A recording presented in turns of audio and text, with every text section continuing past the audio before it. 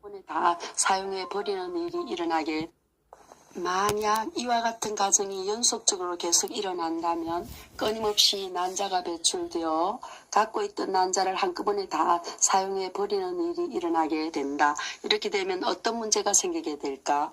굳이 설명을 하지 않더라도 짐작이 갈 것으로 생각된다. 정상적으로 한 달 후에 또 다른 난자가 배란될 때까지 난포가 더 이상 성숙하지 않는 것은 어떻게 가능할까?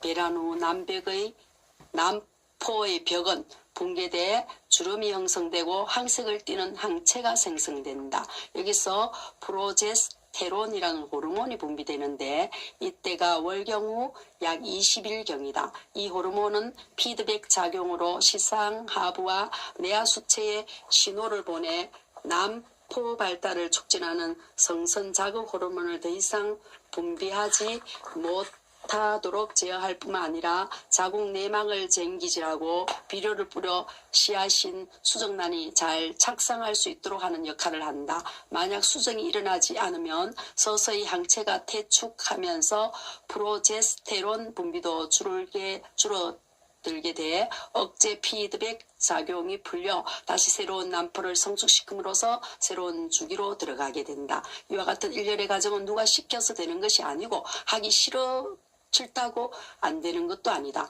이미 이런 과정을 밟도록 설계되어 있기 때문이다.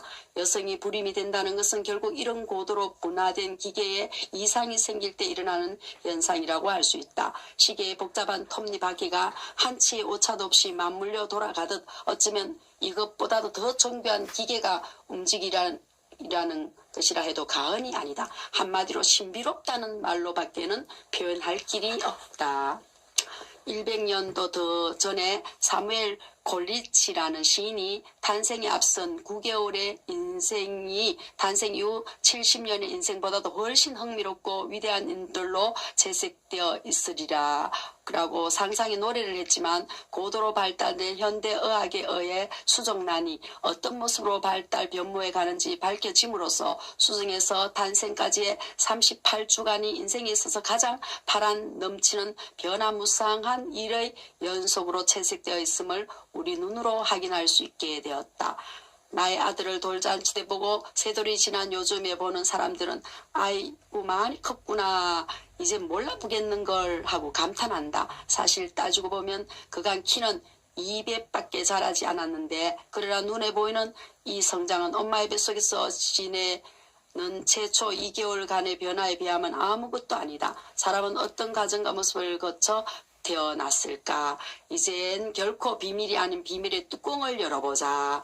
최후의 승리자가 된 정자가 난자에 골인하는 순간부터 남자 내에는 바쁘고 놀라운 변화가 시작된다. 이와 같이 정자와 난자가 결합하는 과정을 수정이라고 한다. 그러나 지레 사정된 정자가 어떻게 난관 팽대부의 난자까지 찾아가는지 그 기전은 정확히 밝혀져 있지 않다. 또한 이와 같은 수정의 과정은 종특이성을 보이는데 즉 토끼의 정자는 사람 난자의 외막 투명대를 자연적으로 통과하지 못한다. 단 효소 처리를 하거나 기계적으로 투명대를 제거하면 동물의 종에 따라 이종 정자의 침입 시 난자의 활성화가 일어나기도 하나 더 이상의 발달은 일어나지 않는다. 이것은 바로 종의 특성을 유지하고 보존하려는 법칙이 있음을 보여주는 좋은 예라 하겠다. 만약 한 종에서 다른 종으로 변화할 수 있다고 주장하는 진화론이 옳다면 종 간의 수정이 가능했을런지도 모른다. 오늘날 이 지구상에는 다양한 종류의 동식물이 존재한다. 초파리 종류만 해도 600여 가지, 조개 종류도 250여 가지나 되며 사람도 60여 인종이나 되지만 초파리는 항상 초파리, 개는 개, 조개는 조개로 1000년 전이나 지금이나 같은 모습으로 존재하는 것은 바로 이와 같은 이종 간의 번식이 일어나지 않기 때문이다. 만약 이종 간의 번식이 일어난다면 매일같이 새로운 종의 동물이 수없이 생겨나서 그야말로 상상할 수도 없는 혼돈의 시대가 초래될 것이다.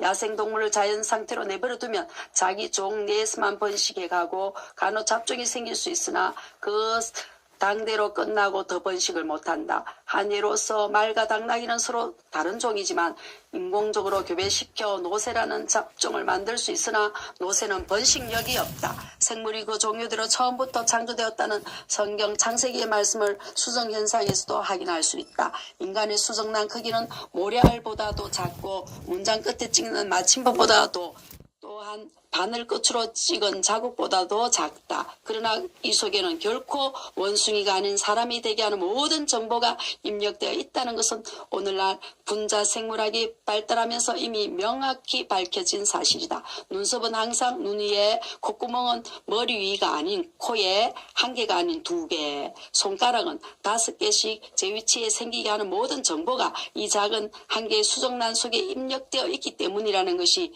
이제 그렇게 놀라운 일이 아니다. 컴퓨터의 칩 하나에 수만 자를 입력시킬 수 있다고 현대과학이 자랑하고 있지만 육안으로 쉽게 볼 수 없는 작은 수정란 하나에는 수만 자가 아닌 수억 건에 해당하는 아니 계산할 수 없을 만큼의 정보가 입력되어 있다니 그저 감탄만 나올 뿐이다. 난자전자 핵이 융합한 지 6시간에서 12시간 이내에 염색체는 유전자를 교환하고 2개의 세포로 분열하기 시작해서 4개, 8개, 16개의 세포로 분할해 나가 마치 뽕나무 열매 모양처럼 변하면서 서서히 자궁으로 내려오게 된다.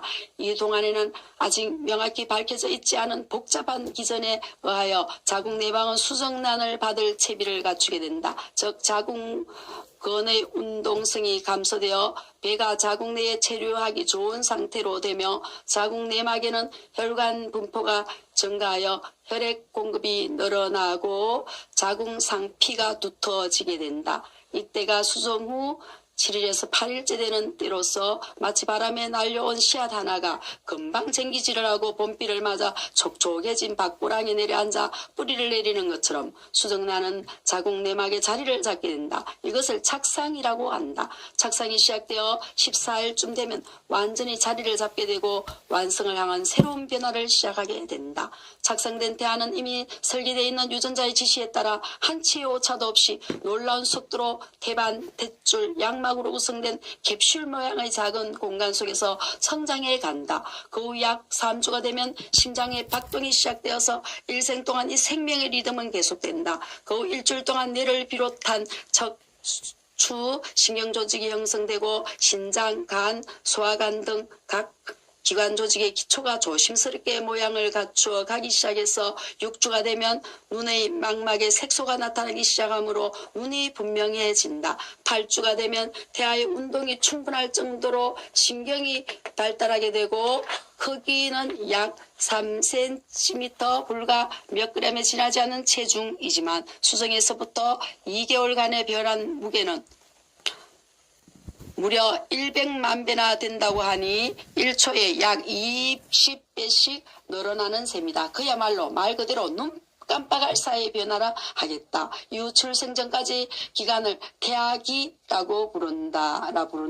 12주가 되면 비록 키는 5cm, 몸무게는 20에서 30g 정도, 팔의 길이는 느낌표 정도의 크기로 작지만 평생 변하지 않고 자기만이 갖고 있는 지문까지도 형성되고 그야말로 인간으로서 갖춰야 할 기간은 모두 갖춰 기능이 시작되고 오직 남은 것은 성장뿐이다. 그런데 대부분의 낙태는 이때 주로 행해진다고 하니 그저 형태도 없는 핏덩어리 하나가 제거되는 것이라고 생각하는 개념을 우리는 바꾸어야만 한다. 17에서 20주 사이에는 성장이 둔화되나 산모는 태아의 운동을 쉽게 느낄 수가 있다. 예수가의 태아는 무중력의 우주 공간에서 우주 비행사가 유영하듯 양수 속에서 이 날개같이 얇은 눈꺼풀로 눈이 감긴 채 반투명 상태의 피부로 덮이 마치 성에 낀 유리창처럼 아름다운 모습으로 떠다니면서 미지에 펼쳐진 무한한 가능성의 세계를 설계하며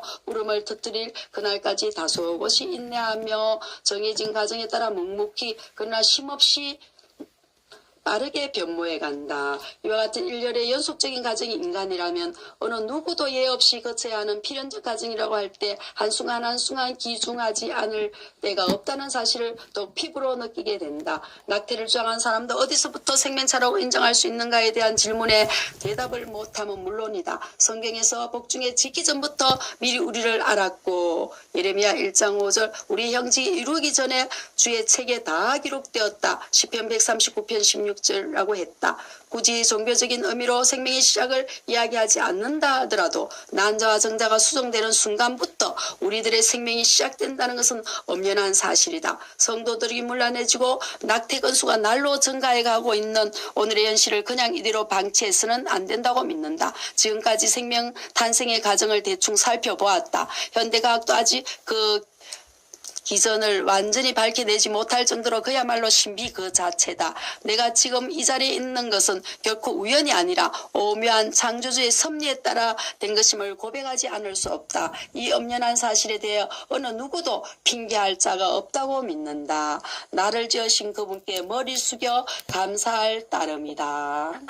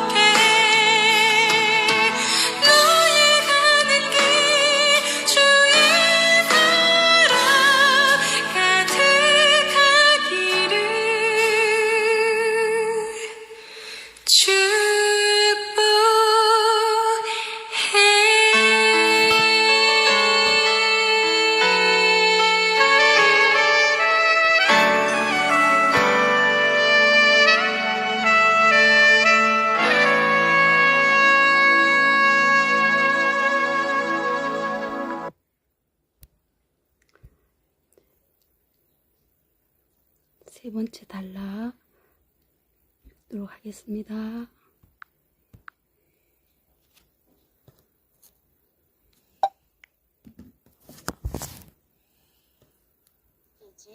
쪼갤수록 오묘한 신비한 인체 창조 섭리 27페이지.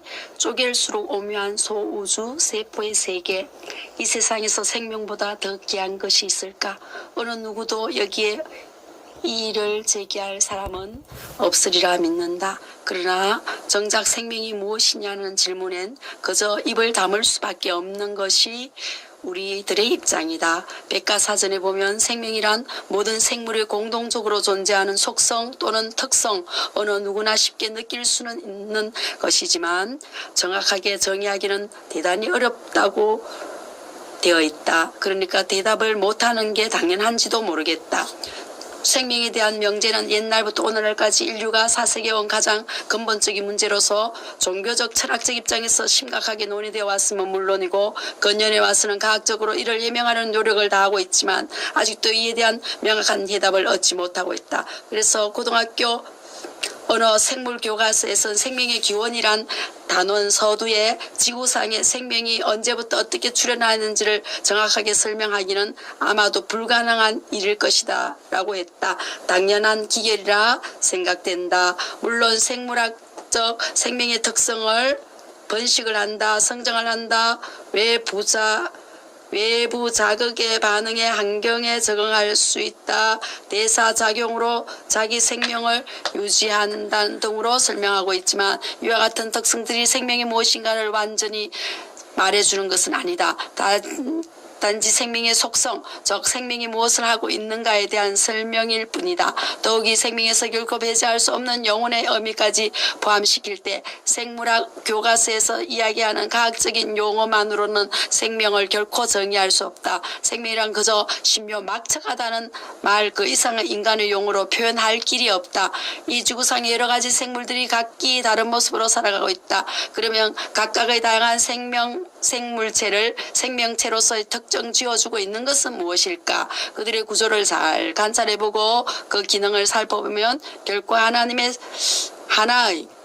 결코 하나의 세포가 단위가 되어 생명체의 생명 현상을 영위해 가고 있음을 알 수 있다. 따라서 세포를 생물의 구조적 기능적 단위라고 정의한다. 어떤 사람들은 세포를 소우주, 복잡한 대도시 또는 공장으로 비유하기도 한다. 육안으로 볼 수 없을 정도로 작지만 그 속은 너무나 복잡하며 조직과 규칙과 정수가 있음을 규칙과 질서가 있음을 묘사해주는 적절한 표현이라 생각된다. 세포를 구성하고 있는 기본 요소들은 99%가 수소, 탄소, 질소, 산소 등의 10가지 원소들이다. 이와 같이 오늘날 과학자들은 세포가 생명체, 세포가 무엇으로 이루어져 있는지 그 구성 성분은 거의 다 밝혀내고 있지만 그 구성 성분 각각에는 생명이 없다. 어찌 보면 생명체란 무생명체의 집합체라고도 할 수 있다. 하지만 그 생명체를 구성하고 있는 각 성분을 시험관 내에서 합성한다 하더라도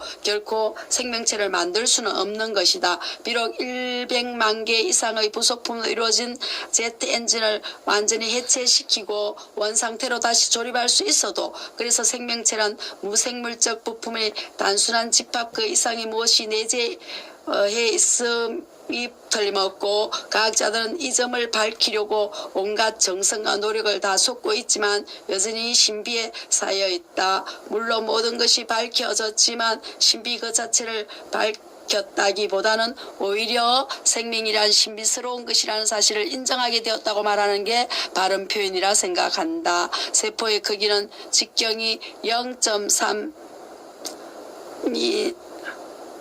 폐렴군에서부터 오렌지만한 다조 아래 노른자 위에 이르기까지 다양하지만 대개는 현미경으로 봐야만 관찰할 수 있을 정도로 매우 작다. 그래서 세포의 크기를 말할 때 마이크로미터, 1마이크로미터, 100만 분의 1밀리미터란 단위를 쓴다. 개똥벌레의 크기가 2cm라면 1마이크로미터 2만 배의 크기이며 개똥벌레의 2만 배에 해당하는 것은 엠파이어 스테이트 빌딩의 높이 정도이다. 즉 세포 하나의 크기는 102층 엠파이어 스테이트 빌딩 꼭대기에서 땅 위를 기어가는 개똥벌레 한 마리를 내려다보는 정도라면 대충 짐작을 할 수 있을 것이다. 그러나 이렇게 작은 세포들이 모여 하루살이와 같은 작은 벌레로부터 무게가 100톤 이상이 나가는 긴 흰 수염 고래에 이르기까지 각양각색의 동식물들을 창출해낸다. 과학자들은 세포가 현재의 것보다 훨씬 클 수도 또한 작아질 수도 없어 그 개체가 생명을 유지하는 데 가장 적합하도록 되어 있다고 한다. 마이코플라즈마라는 미생물은 완전한 세포로서는 가장 작은 것으로 알려져 있다. 이 마이코플라즈마가 자기 기능을 수행하기 위해서는 갖가지 물질이 필요한데 물질의 구성 요소인 탄소, 수소, 산소, 질소 등의 크기는 이미 정해져 있기 때문에 현재의 크기보다는 작아질 수가 없다는 것이다. 다시 말해 만약 사과 100개를 담을 수 있는 상자의 크기가 최소한 30cm 곱하기 50cm 곱하기 25cm 되어 있다고 하자. 그런데 이 상자가 너무 크다고 15cm 곱하기 25cm 곱하기 10cm의 크기의 상자에 사과 100개를 담아달라고 할 때 가능할까? 사과의 크기를 줄이지 않는 한 넣을 수 없다는 것은 너무나 뻔한 사실이다. 반면에 지금의 크기보다 훨씬 커서도 안 되는 이유 역시 매우 간단한 원리다. 즉 세포가 살아가기 위해선 세포 내에서 갖가지 생화학적 반응이 제한된 일정한 시간 내에 일어나야 하는데 만약 크기가 커지면 반응 속도는 늦어지며 부단히 변하는 환경에 즉각적인 대응을 할 수 없기 때문에 결국 생존할 수 없게 된다. 이것은 마치 쇠고기 한 건으로 쇠고기국을 끓일 때 적당한 양의 물과 파, 마늘, 고춧가루 등을 넣고 끓여야 제맛이 나지. 올림픽 수영장만한 솥에 물을 채우고 끓여서는 안 된다는 것과 같은 원리라 하겠다. 또 하나의 이유는 세포 표면적과 용적 사이에 가장 적합한 관계를 유지해야 하기 때문이다. 즉 일정 시간당 매우 많은 영양물질이 세포 내로 들어가야 하는데 이를 위해서는 세포의 용적에 비해 표면적이 커야 한다. 만약 세포의 직경이 커지면 표면적과 용적의 비가 급격히 감소하기 때문이다. 너무나 놀라운 사실이다. 그런데 진화론자들은 이와 같은 것들이 저절로 우연히 이루어졌다고 이야기한다. 간단한 사과 상자 하나 만들기 위해서도 일정한 크기의 널판지와 적당한 크기의 못이 있어야 하는데 나무 상자는 비교도 안 될 정도로 복잡하고 정교한 세포가 저절로 생성될 수 있을까? 반문하고 싶다. 세포는 어떤 모양일까? 세포의 모양은 그야말로 매우 다양하다. 상자 모양, 민들레 모양, 눈송이 모양, 염주 모양, 깍지, 강낭콩 모양 등 갖가지 이다. 어떤 경우에는 주위 환경에 따라서 모양이 변하는 것도 있는가 하면 또 어떤 세포는 기능에 따라 변하기도 한다. 예컨대 피 속에 있는 적혈구는 산소와 이산화탄소를 쉽게 주고받을 수 있도록 비행접처럼 생겼고 신경세포는 메시지를 전달하기 쉽도록 길고 걸쭉한 모양을 갖추고 있다. 현미경으로 각양각색의 세포를 보노라면 마치 미술 전시장에서 의미를 알 수 없는 한 점의 추상화를 감상하는 착각을 일으킬 정도다. 사람 성인의 신체는 약 100조의 세포로 이루어져 있다고 한다. 정말 엄청난 숫자다. 그러나 세포 하나하나는 자기가 소속되어 있는 팀의 규칙과 규율에 복종하면서 생명이란 심포니를 연주해내고 있다. 그러나 때론 규칙을 위반하여 자기 멋대로 생활을 하는 생포가 생겨나기도 해. 세포 사회의 무법자로서 또한 이단자로서 세포 사회를 좀 먹어간다. 암세포가 바로 이런 경우이다. 결국 암이란 길에서 벗어난 세포에 의한 일종의 집단 폭력이 인체에 가해져 생긴 결과라고도 할 수 있다. 규율을 어긴다는 것이 자기 통제력을 상실하는 데서 빚어지는 결과라면 세포가 자기 통제력을 잃어버릴 때 병이 생기고 급기야는 죽음이라는 최후를 맞게 되는 것이다. 태양계가 속해 있는 은하계 내에 약 1,000억 개의 별들이 집단을 이루고 있다. 우리가 살고 있는 지구는 그 중에 하나로서 우주 전체로 볼 때 티끌보다 작은 존재인지도 모르겠다. 그러나 이 지구상엔 지금 이 시간에도 온갖 일들이 일어나고 있으며 생명체를 이루고 있는 또 하나의 주인 세포 안에서도 부단하게 현대과학도 아직 완전히 밝혀내지 못하는 일들이 펼쳐지고 있다. 영국 과학자 로버트 훅이 1665년 처음으로 세포를 관찰하고 셀룰라, 라틴어로 작은 방이란 뜻, 셀룰라라고 불렀을 때 그는 그것을 전맥이 가득 찬 굳은 상자 비슷한 아주 단순한 것으로 생각했다. 그러나 오늘날에는 세포를 200만 배 이상으로 확대시켜 관찰할 수 있는 전자현미경의 도움으로 그 속을 들여다볼 수 있게 되었다. 다시 말해 엠파이어 스테이트 빌딩 꼭대기에서 개똥벌레를 4km 크기로 보는 것이라고 할 격이라고 할 때 102층 꼭대기에서 이제는 개똥벌레의 솜털까지 볼 수 있게 되었으니 어느 정도로 상세히 관찰할 수 있게 되었는지 가히 짐작이 가고도 남으리라 생각된다. 그런데 막상 세포 속을 들여다보니 각기 기능이 다른 여러 기관으로 된 복잡한 사회 어느 집단보다도 더 조직적이고 체계화되어 먹고 자라고 움직이고 반응하고 자기를 수호할 수 있는 기능들을 각 기관이 성실히 수행해내고 있어 마치 중앙제어부, 동력부,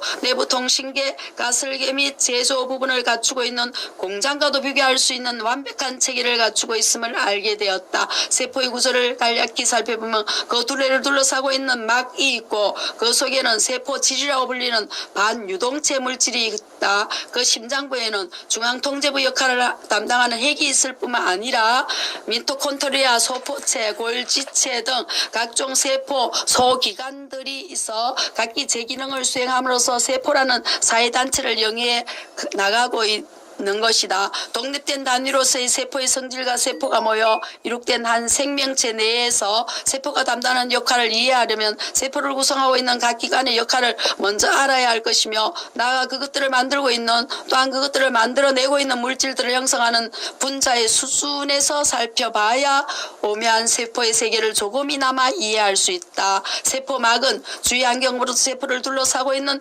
경계선으로 세포 내부를 보호하는 세포의 피부에 해당하는 지질과 단백질로 구성된 모자이크 형태의 얇은 막이지만 돌담이나 철조망과는 달리 실로 다양한 기능을 갖고 있다. 세포막은 외부로부터 전달되는 각종 신호를 감지하고 인식할 수 있는 수용체라는 불리는 안테나를 갖고 있어 접수된 정보를 세포 내부로 전달하는 통신 기능과 외부 침자가 들어왔을 때 이들을 포위해 분쇄할 수 있는 자기 방어 기능 또한 필요한 물자를 외부로부터 내부로 운반할 수 있는 수송 기능은 물론 혈액형이 다를 경우 수혈을 할 수 없다거나 장기식의 거부 반응 등으로 볼 수 있는 즉 개체로서의 특성을 나타낼 수 있는 기능까지 이 세포망이 수행한다. 개미 한 마리가 자기보다 몇 배나 큰 벌레를 끌고 가는 힘은 어디에서 생길까? 역도 선수가 200kg이라는 데는 쇳덩어리를 들어 올릴 수 있는 힘은 어디서 솟아날까? 공장이 돌아가려면 전기라는 에너지가 필요하듯 사람도 힘이 있어야 운동할 수 있는 것은 당연한 이치이다. 생화학자들은 오랫동안 많은 연구 끝에 인체의 막대한 힘은 작디 작은 세포 내의 소기관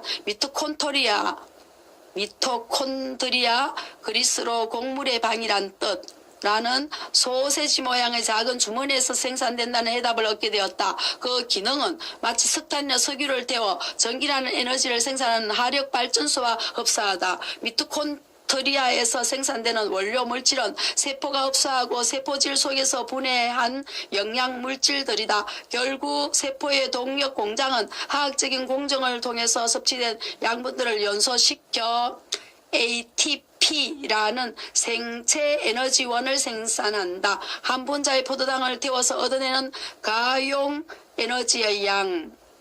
즉 에너지 효율은 약 50%로 석탄을 태워서 움직이는 전기기관차의 8%에 비교할 때 6배나 높은 효율로 인간의 과학이 만들어낸 어떤 기계보다 더 효율적으로 일을 수행한다. 그래서 어떤 과학자는 미토콘드리아를 일으켜 자연의 경이로운 생산 기계라고 했다. 땅을 파다가 우연히 바늘 하나를 발견했을 때 이 바늘이 우연히 만들어졌다고 하면 믿을 사람이 누가 있을까? 그런데 이와 같은 정밀한 화학 공장이 저절로 되었다고 고집스레 주장하고 있는 진화론자들을 보면 측은한 마음 마저 든다. 세포 내에서 일어나는 현상을 초고속 촬영을 해서 볼 수 있다면 부글부글 거품을 내고 펄펄 끓어오르고 있는 용광로 속을 미토콘드리아가 폭주하는 자동차처럼 질주하는 것으로 보이는지도 모르겠다. 이러한 강난 상태 속에서도 아무 일도 없는 듯 조용한 세포의 심장부가 있다. 이것이 바로 세포의 핵이다. 이곳은 이중막으로 덮여 있고 주변의 액체로부터 구획돼 있어 마치 삼엄한 경비 속에 있는 군의 지휘부처럼 각종 필요한 지령을 보내는 역할을 하는 곳이다. 그리고 이 속에는 어떤 스파이가 숨어들더라도 무슨 뜻인가를 알 수 없는 암호문으로 가득 차 있다. 그래서 학자들은 이 핵 속에 생명의 신비를 푸는 열쇠가 숨겨져 있으며 이 암호를 해독하면 생명의 신비가 다 풀릴 것이라고 믿어왔다. 생물이라는 학문에서 분자 생물학 이라는 새로운 학문이 탄생케 된 것은 한마디로 핵 속에 있는 신비의 물질이 무엇으로 되어 있으며 어떤 기능을 수행하는가에 대한 연구에서 파생된 것이라 해도 과언이 아니고 첨단 과학 시대에 살고 있는 오늘의 우리들에게 익숙해진 유전공학이나 생명공학도 결국은 이 핵 속에 있는 물질을 연구하는 학문이라 할 수 있다. 원숭이는 결코 사람이 아는 원숭이를 낳고 사람은 원숭이가 아닌 사람을 낳는 것은 어째서인가? 한 마리의 정자와 한 개의 난자가 만나서 형성된 하나의 수정란이 발달하여 눈이 되고 코가 되고 귀가 되는 것은 머리카락은 머리에 나고 콧구멍은 두 군데 정확하게 코에 생기고 눈썹은 눈 아래가 아닌 항상 눈 위에 나는 것은 어떻게 등 인간의 흥미를 자아내기에 충분한 갖가지 의문사항이 꼬리를 문다. 현대과학은 이에 대한 해답을 바로 이 핵 속의 물질로 설명하고 있다. 이 물질은 바로 23상의 염색체이고 생화학적으로 DNA라고 부른다. DNA는 아데닌 A, 구아닌 G, 시토닌 C, 그리고 티민 T이라는 네 가지 염기로 구성되어 있는 긴 나선형의 물질이다. 포유동물의 경우 약 60억 개의 염기쌍으로 되어 있다고 한다. 만약 이 염기상을 순서대로 배열해서 ATGC라는 약자로 인쇄할 경우 1000쪽짜리 책 1000권에 해당하는 양이 되며 세포 내에 DNA를 추출하여 23상의 염색체를 연결하면 전체 길이가 2m 정도, 무게는 10조분의 1mg 정도로 30년간 먹지도 마시지도 않고 1초에 한 개씩 주워 담는다 해도 겨우 1mg 밖에 안 된다고 하니 어느 정도인가는 가히 짐작이 가고도 남으리라. 한 가지 놀라운 사실은 눈에 보이지 않은 작은 핵 속에 2m나 되는 DNA라는 실을 어떻게 넣을 수 있겠는가 하는 점이다. 직경이 불과 0.0000005m인 핵 속에 4천만 배나 긴 2m를 넣을 수 있는 솜씨 어느 누가 이 일을 감당해낼 수 있겠는가? 그것도 아무렇게나 구기고 적고 아무 질수도 없는 게 아니라 정교한 일정한 나선형의 모양을 갖춘 형태로라면 만약 사람이 100조 개의 세포로 이루어졌다고 할 때 몸 전체에 DNA를 연결하면 지구에서 태양까지 10번 왕복할 수 있는 길이가 되며 결국 사람은 DNA라는 실타래를 매일 갖고 다닌다고 할 때 이 오묘한 솜씨에 우리 인간은 그저 입을 벌릴 수밖에 없다. 그야말로 신묘막측함 그 자체라 하겠다.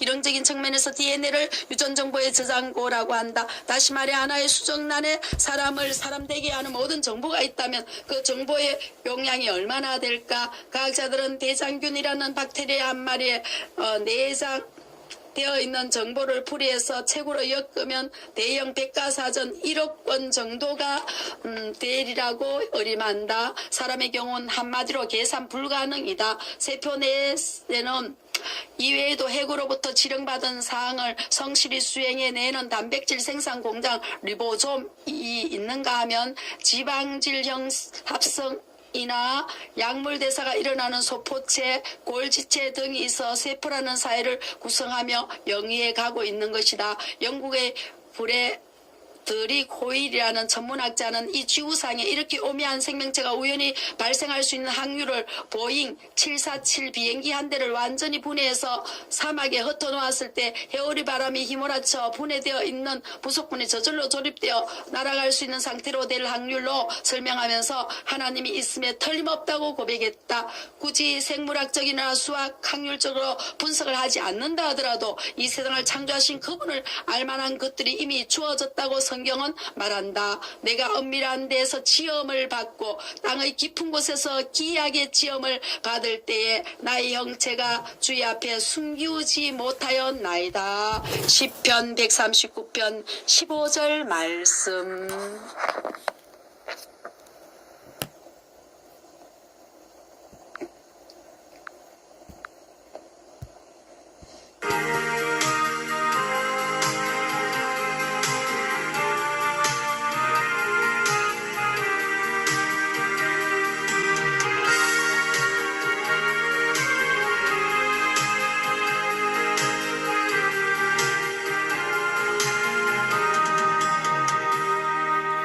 우리 땅에 몸으로 태어나 무슨 일 하다가 무엇을 남기랴. 우리의 인생은 누가 대신 살아주나. 너와 내가 남남으로 주 앞에 설 때에 우리 무엇으로 주님께 드리랴. 복은 긴 인생 어떠니 짧은 인생 그러나 누구도 영원히 살 수 없네. 천국에 없다면 인생이라 허무한 거. 너와 내가 영원으로 만날 수 없다면 우리 이별을 어떻게 견디랴.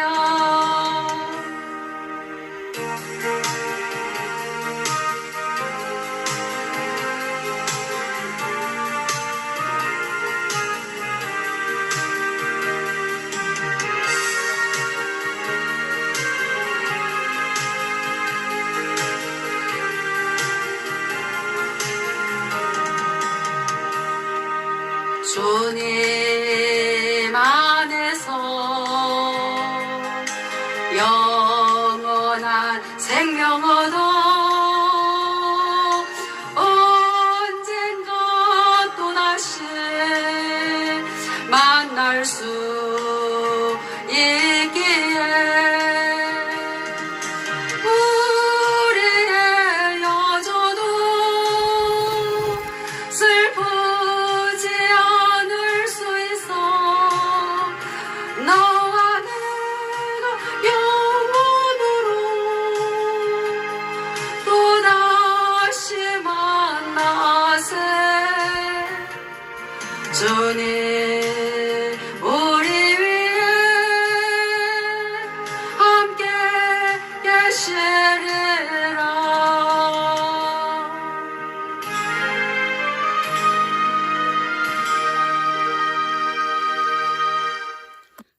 감사합니다.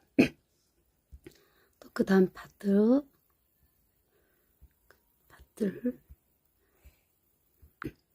신비한 인체 창조 섭리 다음 파트 보도록 하겠습니다.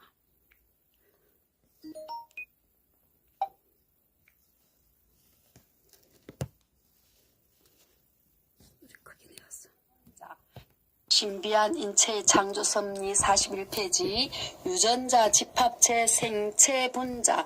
생체는 세포로 되어 있으며 세포 내에는 핵, 미토콘드리아 등 세포 소기관들로 구성되어 있음은 이미 말한 바 있다. 그러면 세포 소기관들을 구성하는 것은 무엇일까? 이렇게 따져 들어가면 결국은 물질을 구성하는 채소 구성 단위까지 가야 하겠지만 물질의 본체에 대해서 현대 물리학에서 조차 아주 명확히 규명을 못하고 있는 실정이다. 어쩌면 영원한 숙제로 끊임없는 탐구의 대상으로 남아있으리라 생각된다. 물질은 분자로, 분자는 원자로, 원자는 원자핵과 전자로, 원자핵은 중성자와 양성자로, 이것들은 또한 소립자로 되어 있다는 게 오늘날 우리들이 알고 있는 전부다. 그렇다면 소립자는 항상 꼬리를 물고 일어날 수밖에 없기에 어느 수준으로까지 제한해야만 할 것 같다.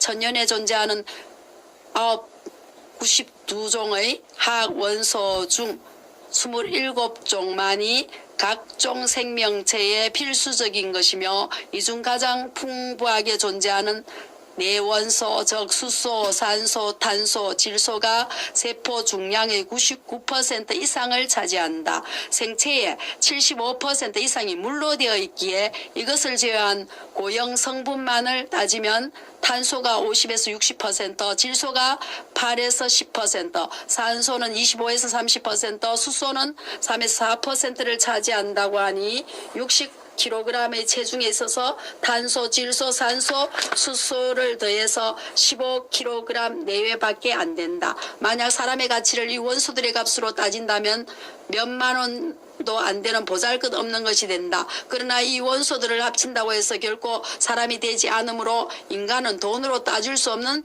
소중한 것이 아닐까. 세포를 구성하는 생체 분자의 가장 주된 것은 단백질, 핵산, 다당류 및 지질과 같은 크기가 매우 큰 소위 거대 분자들이다. 이 중에서도 단백질은 세포 내에 매우 풍부하게 존재하는 거대 분자로서 가장 중요하다. 영어 프로테인은 그 어원이 그리스어 첫째의 혹은 최고의 뜻으로 가장 중요한 생체 분자라 해도 과언이 아니다. 핵 속에 존재하는 염색체, 즉 DNA를 유전 정보의 저장고라 일컫는데 다른 말로 표현하면 유전자의 집합체라고 할 수 있다. 유전자를 한 단백질로 합성하는 정보라고 할 때 세포핵에는 수천에 달하는 유전자가 존재하며 이 유전자들이 발현한 단백질들은 각각의 생물에 대하여 각기 다른 특성을 규정짓게 된다. 따라서 세포 내의 수천 종류에 달하는 단백질은 각각의 유전자에서 규정된 특이적인 기능을 맡고 있다. 그러므로 단백질은 가장 풍부한 거대 분자일 뿐만 아니라 그의 기능에 있어서도 매우 다채롭다. 혈액 속의 헤모글로빈은 산소 운반 기능을, 항체는 방어 기능을, 호르몬과 같은 단백질은 생체 활성의 조절 기능을, 그 밖에 영양분을 저장하기도 한다. 생체 내의 각종 화학 반응을 촉매하는 효소, 근육, 머리카락, 피부 등의 주성분도 모두 단백질이고 보면 그 기능이 얼마나 다양한 것을 알 수 있고 또한 그 중요성을 인식할 수 있을 것이다. 그러나 모든 생물 종에 들어있는 단백질은 그의 기능이나 종류에 관계없이 기본적인 20종류의 표준 아미노산으로 만들어져 있다. 즉 아미노산은 단백질을 구성하는 기본 요소라 할 수 있다. 그런데 어떻게 해서 어떤 단백질은 효소 활성을, 다른 단백질은 호르몬 활성을, 또한 어떤 것은 항체 활성을 갖게 되는 것일까? 이에 대한 해답은 단백질의 다양한 구조로서 설명된다. 단백질의 구조는 크게 4가지로 나눌 수 있다. 즉 1차, 2차, 3차 그리고 4차 구조로 대별되는데 먼저 1차 구조라면 하면 아미노산의 배열 순서를 말한다. 예로 사람의 헤모글로빈은 574개의 아미노산으로 이루어져 있는데 그 배열 순서가 사람이면 어느 누구든 동일하다. 한 가지 흥미로운 사실은 아프리카 지역에 특히 많은 유전성 질환의 하나인 낫형 세포 빈혈증이라는 병이다. 이 병을 앓는 환자들의 혈액 속에 정상인의 반 정도밖에 안 되는 헤모글로빈이 있고 적혈구의 모양이 길쭉하고 얇은 초성달 모양으로 낫의 칼날처럼 보인다. 연구 결과 낫형 세포 빈혈증에 있어서 적혈구의 이상한 모양은 그 속에 들어있는 헤모글로빈의 구조 변화 때문이며 결국 574개의 아미노산 중 6번째 아미노산 하나가 정상인의 것과 다르다는 것이 밝혀졌다. 언뜻 생각하면 574개의 중 몇 개 정도는 달라도 괜찮을 것 같은데 그렇지 않다는 것은 무엇을 의미하는 것일까? 또한 574개의 배열 순서가 하나의 오차도 없이 항상 일정하게 연결되는 것은 어째서일까? 이것은 정밀하게 이미 만들어진 설계에 의해서 된 것임을 증명하는 좋은 예라 하겠다. 더욱 놀라운 사실은 이 지구상엔 1000만 종이 넘는 생물이 존재하고 각 생물 중에는 수천 가지 단백질이 존재한다는 것이다. 한 종이 1000가지를 갖고 있다고 할 때 결국 각기 그 배열 순서가 다른 100억 가지의 단백질이 존재한다는 사실인데 과연 20가지의 아미노산만으로 그만한 숫자의 단백질을 만들어낼 수 있을까? 이 문제에 대한 해답은 고등학교 수학 정도로 풀 수 있다. 20개 아미노산이 변인되어 사람은 574개, 배열 순서 비슷해도 원숭이는 원숭이. 만약 ABC 세 종류의 아미노산으로 되어 있다면 ABC, ACB, BAC, BCA, CAB, CBA 라고 하는 6종류의 배열 순서가 가능하다. 그런데 20종류의 아미노산이 다 들어있고 아미노산 총수가 20개라면 20 곱하기 18 가지 배열 순서가 가능하고 여기에 같은 아미노산이 반복될 수 있고 아미노산 숫자도 수백 수천까지 가능하다고 할 때 가능한 단백질의 형태는 그야말로 무한대라고 할 수 있다. 574개의 아미노산으로 이루어진 헤모글로빈의 경우 만들어낼 수 있는 가지수는 엄청나다. 근데 놀랍게도 인체에 있어서 산소를 운반하는 기능을 정상적으로 수행할 수 있는 구조는 단 한 가지밖에 없다는 사실에 다시 한번 감탄하지 않을 수 없다. 진화론자들은 진화의 생물학적 증거로 단백질의 배열 순서적 1차 구조를 내세운다. 즉 사람의 헤모글로빈의 배열 순서는 다른 어떤 동물보다도 원숭이와 가장 비슷하다. 그래서 진화론자들은 사람이 원숭이부터 진화했다고 주장을 한다. 구조가 가장 비슷한 것만은 사실이다. 그러나 비슷하다고 해서 그것이 진화를 증명하는 것은 결코 아니다. 배우 중에 유난히 박정희 대통령과 닮은 사람이 있다. 그 배우가 박 대통령과 아무 인적 관계가 없음과 같이 비슷하다는 사실만으로 진화의 증거가 될 수 없으면 쉽게 이해되리라 생각한다. 더욱 중요한 사실은 비슷하다고 해서 그 기능을 대체할 수 없다는 것이다. 다시 말해 원숭이와 사람의 헤모글로빈이 모두 다 산소를 운반하는 기능은 같지만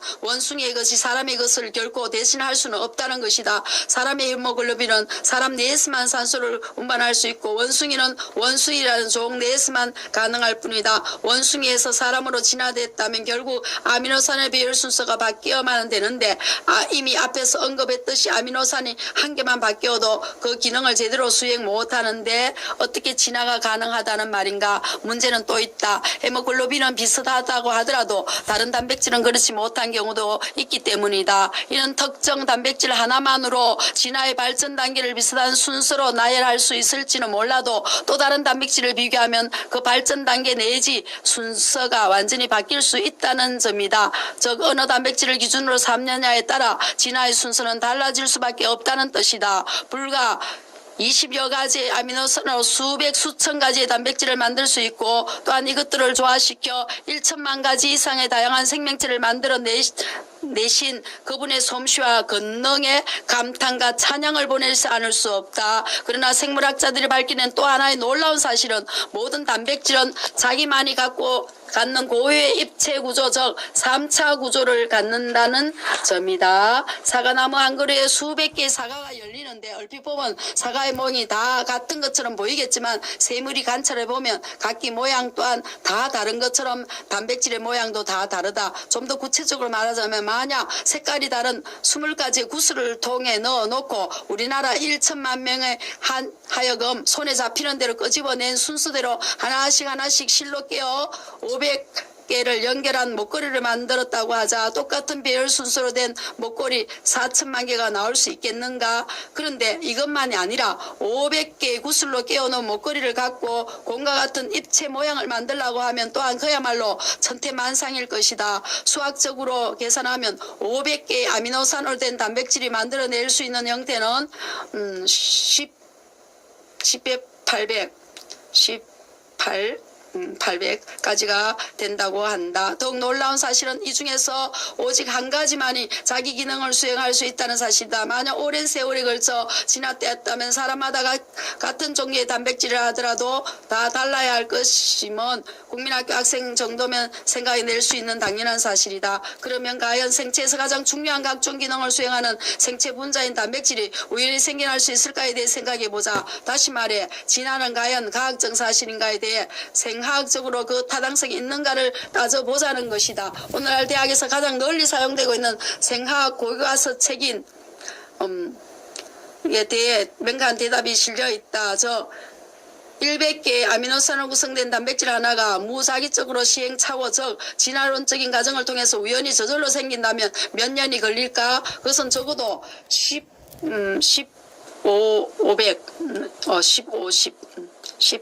50년은 걸릴 것이며 따라서 단백질은 무작위적 시행착오 과정으로서는 독특한 자기만이 갖는 입체 구조를 형성할 수 없다. 당연한 기결이다. 왜냐하면 진화론자들은 지구의 나이를 45억 년이라고 한다. 그렇다면 모든 진화는 45억 년 이내에 일어나야 하는데 간단한 단백질 하나가 생기는데 50년이 걸린다면 지구의 나이를 훨씬 초과하기 때문이다. 45억 년이란 지구의 나이도 사실은 정확한 게 아니다. 오히려 오늘날 많은 과학자들이 지구의 나이는 45억 년보다 훨씬 젊다는데 더 공감을 하고 있다. 10에 50년과 45억 년 사이는 인간이 사용하고 있는 개수 개념을 훨씬 벗어나는 그야말로 있을 수 없는 생각할 수도 없는 차이라고 하겠다. 더욱 놀라운 사실은 사람의 눈에도 보이지 않는 박테리아 한 마리를 불과 5초 만에 만들어낼 수 있다는 사실이다. 저절로 생겨나려면 10에 50년이 걸리는 작업을 불과 5초 만에 만들어낼 수 있다니 이 얼마나 경이로운 사실인가. 그러면 어떻게 해서 박테리아가 이 거대한 작업을 순식간에 해낼 수 있을까. 이에 대한 해답을 얻고자 수많은 과학자들이 연구한 끝에 어느 정도 그 윤곽을 잡을 수 있게 된다. 구체적인 내용은 다음에 상술하기로 하고 쉽게 말한다면 5초 만에 만들 수 있는 모든 장치를 갖고 있기 때문이다. 너무 싱거운 대답이라고 생각할런지 모르겠지만 어쩌면 이것이 가장 정확한 대답인지도 모르겠다. 과학자들이 밝혀낸 사실이라는 것은 바로 그 장치가 무엇인가를 밝힌 것에 지나지 않기 때문이다. 간단한 한 자루 연필이 우연히 저절로 만들어질 수는 없지만 연필 공장에서는 한 시간에 수천 수만 자루의 연필을 생산할 수 있는 것을 연상하면 쉽게 이해되리라 믿는다. 그것은 이미 일정한 크기의 모양과 연필이 만들어지도록 설계되어진 기계가 있기 때문이다. 마찬가지로 박테리아가 연필과는 비교도 안 되는 현대의 첨단 과학 기술조차 아직 제대로 합성해낼 수 없는 단백질을 짧은 시간 내에 만들 수 있는 것도 바로 정밀하게 설계되어진 기계가 있기 때문이다. 그런데 너무나 답답하고 안타깝게도 단백질이 저절로 됐다고 우기고 믿는 사람이 더 많다는 사실에 아연해질 수밖에 없다. 학교에서는 여기서 언급한 간단한 과학적 근거조차 제시하지 않은 채 무조건 믿으라고 가르치고 있다. 이것에 대해 진화론자들은 지나치다고 항변할지 모르겠지만 엄연한 사실이다. 1990년 고등학교 생물 교과서 개정 작업 때 어느 양심 있는 과학자가 생명의 기원이란 장에 이곳에서 언급한 즉 단백질의 형성이 우연히 생겨날 수 없다는 나와 있는 내용들을 썼다고 해서 문교부로부터 일반적인 취소를 당한 사실은 바로 이 점을 잘 반영하는 오늘날의 현실이라 하겠다. 이런 사실이 있었는지조차 사람들은 모르겠지만 근본적으로 방향이 없을 뿐만 아니라 삶의 목적마저 상실케 하는 진화론의 배경을 인식한다면 제2의 사건이 되고도 남을 중요한 일이라 믿는다. 집을 지을 때 기초가 튼튼해야 하는 것과 마찬가지로 우리 인간 사고의 근본이 잘못되었을 때 그 결과도 뻔한 것이 아닐까. 목청을 돋우지 않아도 되는 것에 것에 대해서 열을 올리며 야단이다. 그러나 정작 관심을 갖고 목소리를 높여야 할 것은 무시되는 게 오늘의 현실이라고 생각된다. 저절로도 안 되고 현대과학의 기술로도 만들 수 없는 이 단백질, 그렇다면 어떻게 만들어질 수 있단 말인가? 그의 책에서 여기에는 틀림없이 지름길이 있음을 쉽게 결론 내릴 수 있다고 했다. 이 짧은 문장 속에서 우리는 모든 대답을, 즉 신묘막창한 나를 만들어 내신 그분이 누구인가를 알 수 있다. 이 문장에서 세 단어 틀림없이 지름길 그리고 쉽게에 큰 의미를 부여하고 싶다. 저절로도 안 되고 임의로 만들 수도 없는데 지름길이 있다면 무엇이 지름길일까? 또한 지름길이 있다면 그것은 분명히 우리 인간 능력의 한계를 초월하는 무한한 능력의 소유자임에 틀림없을 것이다. 이 능력의 주체는 없는 것을 잊게 하시고 죽은 자를 살릴 수 있는 바로 그런 능력의 소유자일 것이다. 이 능력의 소유자를 간단한 단백질 하나로 제대로 만들 수 없는 제한된 인간의 능력으로 증명한다는 것은 불가능함이 당연하다고 생각된다. 이 지름길이 있을지 없을지가 아니라 틀림없이 있다는 게 솔직한 고백이라는 점이다. 또한 지름길이 틀림없이 있다는 것은 복잡한 미분 방정식을 푸는 것 같이 어려운 것이 아니라 쉽게 알 수 있다는 점이다. 그런데 진화론자들은 지름길이 있다고 말해놓고 지름길이 없다는 전제하의 해답을 구하려고 하니 박테리아가 진화되어 결국은 사람이 되었다는 억지를 설 수밖에 없고, 내가 한 것은 인정치 않고 하나님의 존재가 증명되지 않으니 하나님은 없다고 말하는 모순에 빠지고 있다. 지름길이 있음을 인정하고 싶지 않은 마음이 우리 인간들 속에는 있다. 우리는 이 교만을 꺾어야 한다. 이 교만을 꺾을 때 우리는 크신 권능의 그분을 만날 수 있는 축복을 누릴 수 있다. 직경 1cm도 안 되는 종이 두 장이면 우리는 앞을 볼 수 없는 너무나 작은 자들이다. 이 두 종이를 떼는 게 바로 믿음이라. 과학적인 힘으로는 할 수 없다. 나의 두 눈을 가리고 있는 종이를 떼고 나면 지름길이 있음을 너무나도 쉽게 볼 수 있을 것이다. 기록된 바 내가 너를 많은 민족의 조상으로 세웠다 하심과 같이 그의 믿음 바 하나님은 죽은 자를 살리시며 없는 것을 있는 것 같이 부르시는 이시니라. 로마서 4장 17절 말씀. 감사합니다.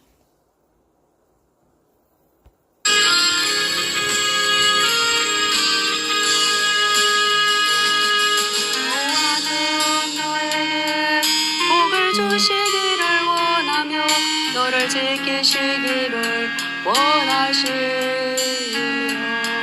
여호와는 그 얼굴을 너를 향하여 은혜와 평강 주시기 원하노라. 여호와는 너에게 복을 주시기를 원하며 너를 지키시기를 원하시며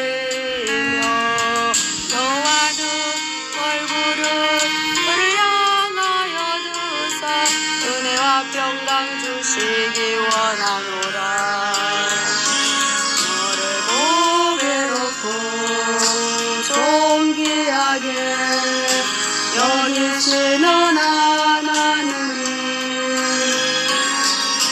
내 삶 속에서 이 약속을 진실하게 이루시는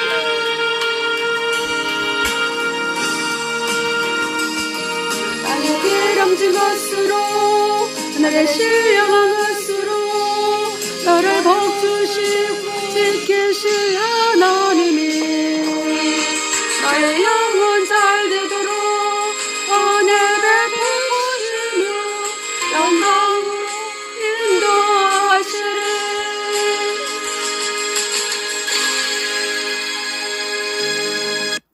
감사합니다.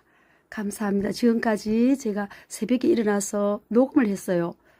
단락별로 녹음을 했거든요. 빨리빨리 좀 진행하기 위해서 녹음을 미리 사전에 준비를 했습니다. 책이 워낙 긴 내용이어가지고 268페이지까지 있는데 이제 53페이지 할 차례입니다.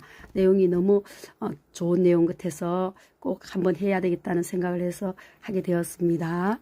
이제 생방송으로 읽어드리도록 하겠습니다. 좀 너무너무 감사합니다. 늘 함께 해주시고 응원해 주셔서 감사합니다.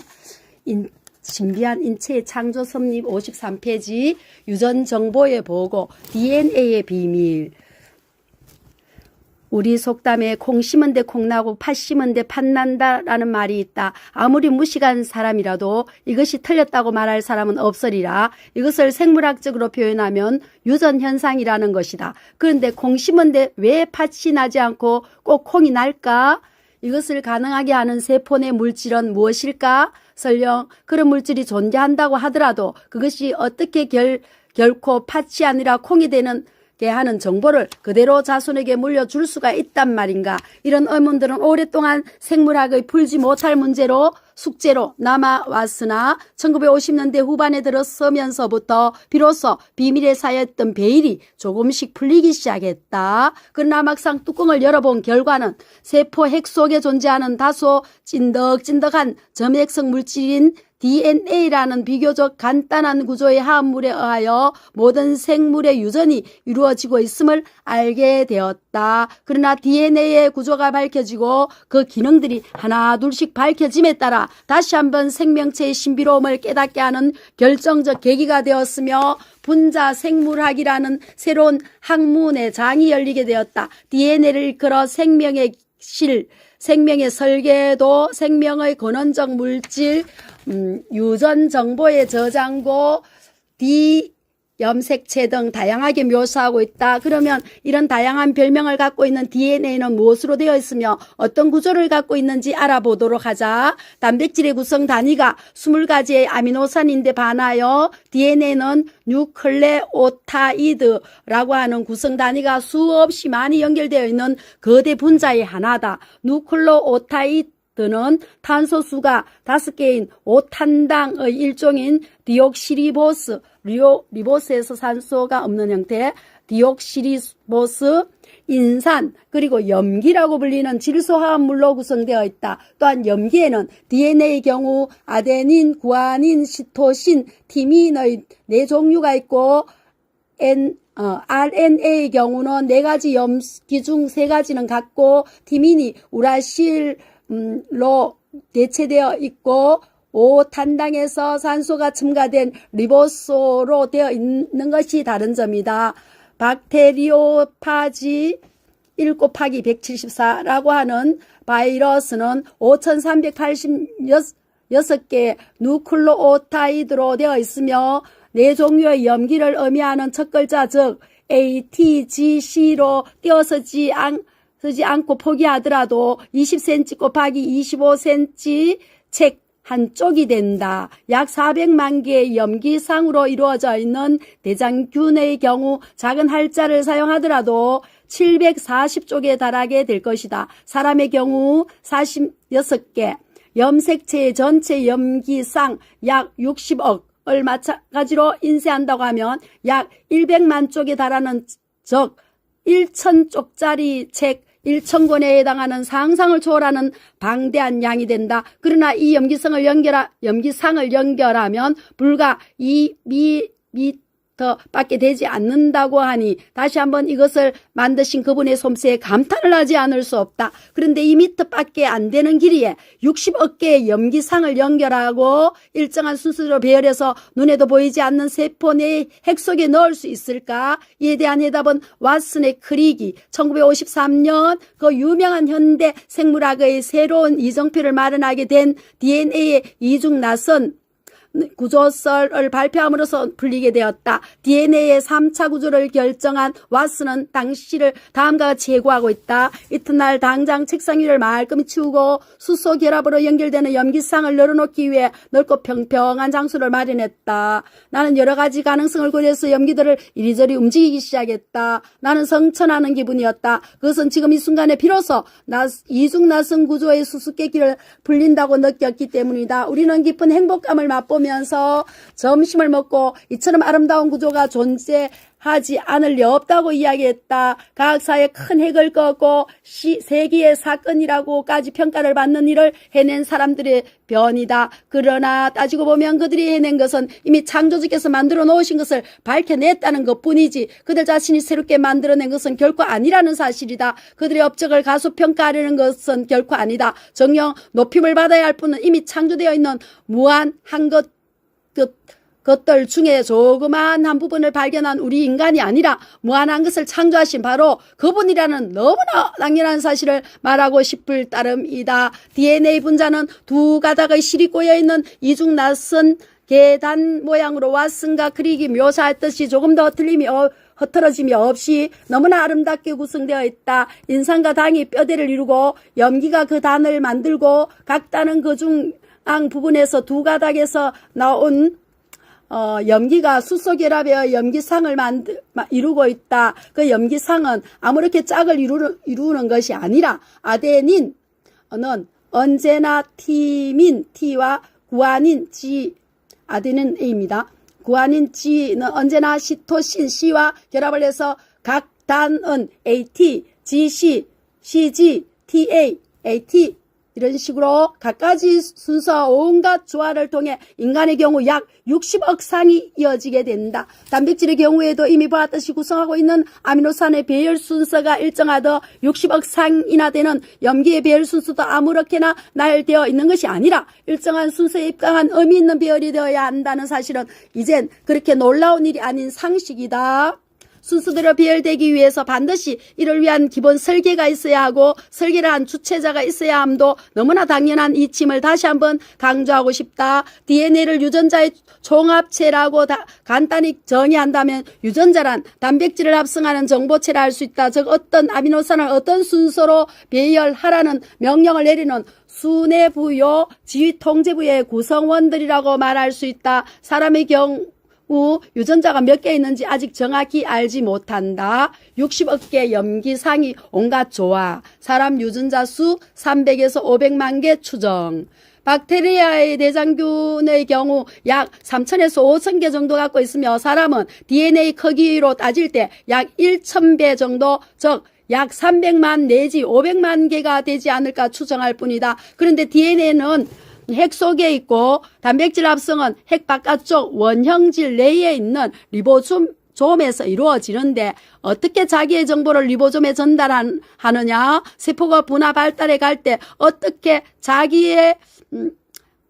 자기의 것을 후대에 전달하는가 등의 질문은 비단 생물학을 전공하는 사람이 아니더라도 자연스럽게 나올 수 있는 의문일 것이다. 이에 대한 해답을 얻고자 하는 것이 현대 분자 생물학의 연구 대상이라 할 수 있겠고 어느 정도의 기본 윤곽은 이미 밝혀져 있다. 유전자로서의 DNA 역할이 밝혀지면서 생물체가 생물로서의 기능을 수행하게 하는 가장 대표적이고 중요한 생체 분자인 단백질과의 상호 관계성도 밝혀지게 되었다. 즉 DNA는 자기와 똑같은 DNA를 복제할 수 있고 생체 내에서 복제 능력이 있는 분자는 DNA뿐이다. 또한 자기가 갖고 있는 유전 정보를 RNA 형태로 전사시켜 이렇게 만들어진 RNA를 전형라고 함. 이를 핵 밖에 있는 리보솜에 보내어 리보솜으로 하여금 전달된 정보에 따라 정확하게 20문자의 알파벳으로 된 단백질 구조로 번역되는 소위 유전정보 전달과 정상의 세 가지 주요 단계, 즉 복제, 전사, 번역 과정의 중심 원리가 밝혀지게 되었다. 그런데 이 과정에서 진화론자들을 당황하게 만드는 사실은 비록 단백질이 DNA 정보로부터 만들어지지만 그 단백질이 없으면 DNA는 복제도 전사도 될 수 없다는 점이다. 하나의 DNA가 자신과 똑같은 DNA를 복제하는 데만도 약 70여 가지 효소가 필요하다고 알려져 있다. 효소란 촉매 기능을 갖는 단백질 분자인데 그렇다면 이들 단백질은 유전자의 지령 없이 어디서 왔단 말인가? 즉 DNA가 먼저나 단백질이 먼저나는 결코 풀 수 없는 문제에 부딪히게 된다. 닭이 먼저냐 아기 먼저냐를 놓고 왈부하는 경이다. DNA가 자기의 유전 정보를 다음 세대의 후손에게 전하기 위해서는 자기의 것을 하나도 착오도 없이 정확하게 복제해야 한다. 60억 개나 되는 염기상을 배열 순서에 있어 하나도 착오도 없이 똑같이 복제를 한다고 생각해보자. 아직 우리들은 그 배열 순서조차 모르고 있지만 배열 순서를 다 결정해서 책으로 엮어도 1,000쪽짜리 책 1,000권에 해당하는데 그 책을 보며 순서대로 연결할 경우 한 채의 오차도 없이 배열할 수 있을까? 해마다 대학 입시 학력고사가 치러진다. 시험 감독을 하면서 대개의 경우 학생들은 문제지에 먼저 답을 표시하고 나중에 답지에 적는 경우가 많다. 만약 이때 문제 번호를 확인하지 않고 순서대로 적는 경우 중간에 하나라도 빠뜨리게 되면 그 이후에는 거의 틀릴 수밖에 없다. 마치 단추를 끼울 때 첫 단추를 잘못 끼우면 끝이 안 맞는 것처럼 불과 100개도 안 되는 문제지만 매년 한두 명씩은 이런 실수로 발을 동동 구르는 학생이 나오기 일수다. 그런데 하물며 60억 개나 되는 것을 한 번의 실수도 없이 순서대로 만들어낼 수 있을까? 기계로 한다 하더라도 결코 쉽지 않을 것이며 설령 그런 기계가 있다 손치더라도 몇 년 아닌 몇 개월 못 가서 고장이 나게 될 것이다. 이 배열 순서가 조금이라도 이상이 생기면 유전병을 비롯한 각종 치명적인 병을 야기시키기도 한다. 우리 인체는 약 100조 개의 세포로 이루어져 있다고 한다. 한 개의 수정란에서 100조의 세포로 되기 위해서 최소한 100조 번의 복제를 해야 한다. 실제는 그 이상이다. 고장 한번 일으킴이 없이 이런 엄청난 일을 해낼 수 있는 정밀한 기계가 이 세상엔 없다. 대장균의 DNA 복제에 있어서 1억 내지 10억 염기상 당 한 개 이상의 오류가 없다는 것이 연구로 증명했다. 이것은 1만 마리의 박테리아가 한 번 분열하는데 잘못된 염기가 단 한 개뿐이라는 계산이 된다. 그 정학생이란 가히 감탄을 자아내기도 남음이 있다. 더욱 놀라운 것은 비록 오류가 생기더라도 그 오류를 정정할 수 있는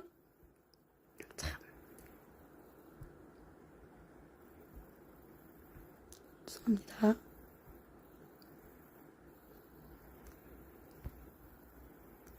죄송합니다. 이걸 좀 땡겨야 되는데 잘 안 되네요. 죄송합니다. 좀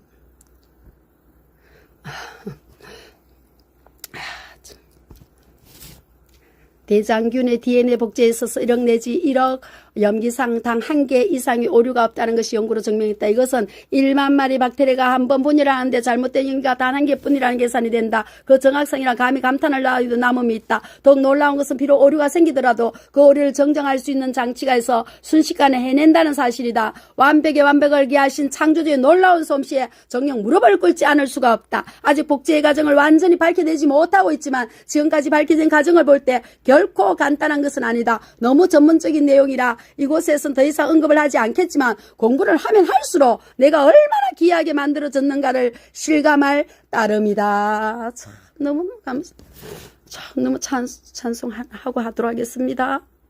참 너무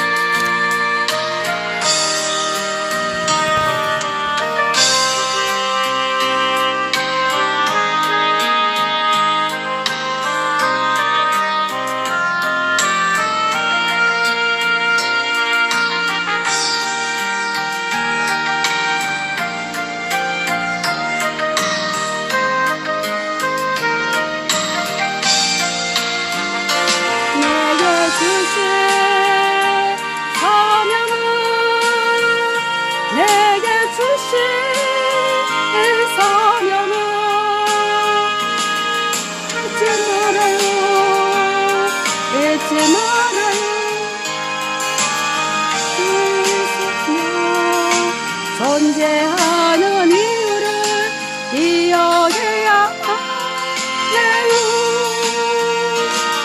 할렐루야 하나님의 영광을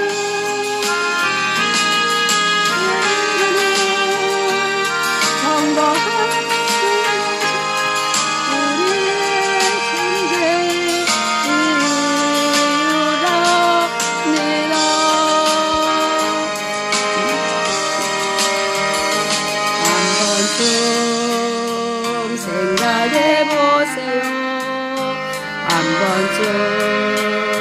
기도해보세요. 우리가 이 땅에 존재하는 이유를 거저 걸어서 의미 없이 세상을 쫓다가 떠나는 거지. 내게 떠나신 하나님의 참뜻은 무엇인가 알려냈잖아요. 내게 주신 사명은 내게 주신 이 사명은 물어요 잊지 마라. 이 사명 존재하는 이유를 기억해야만 돼요. 할렐루야. 하나님의 영광은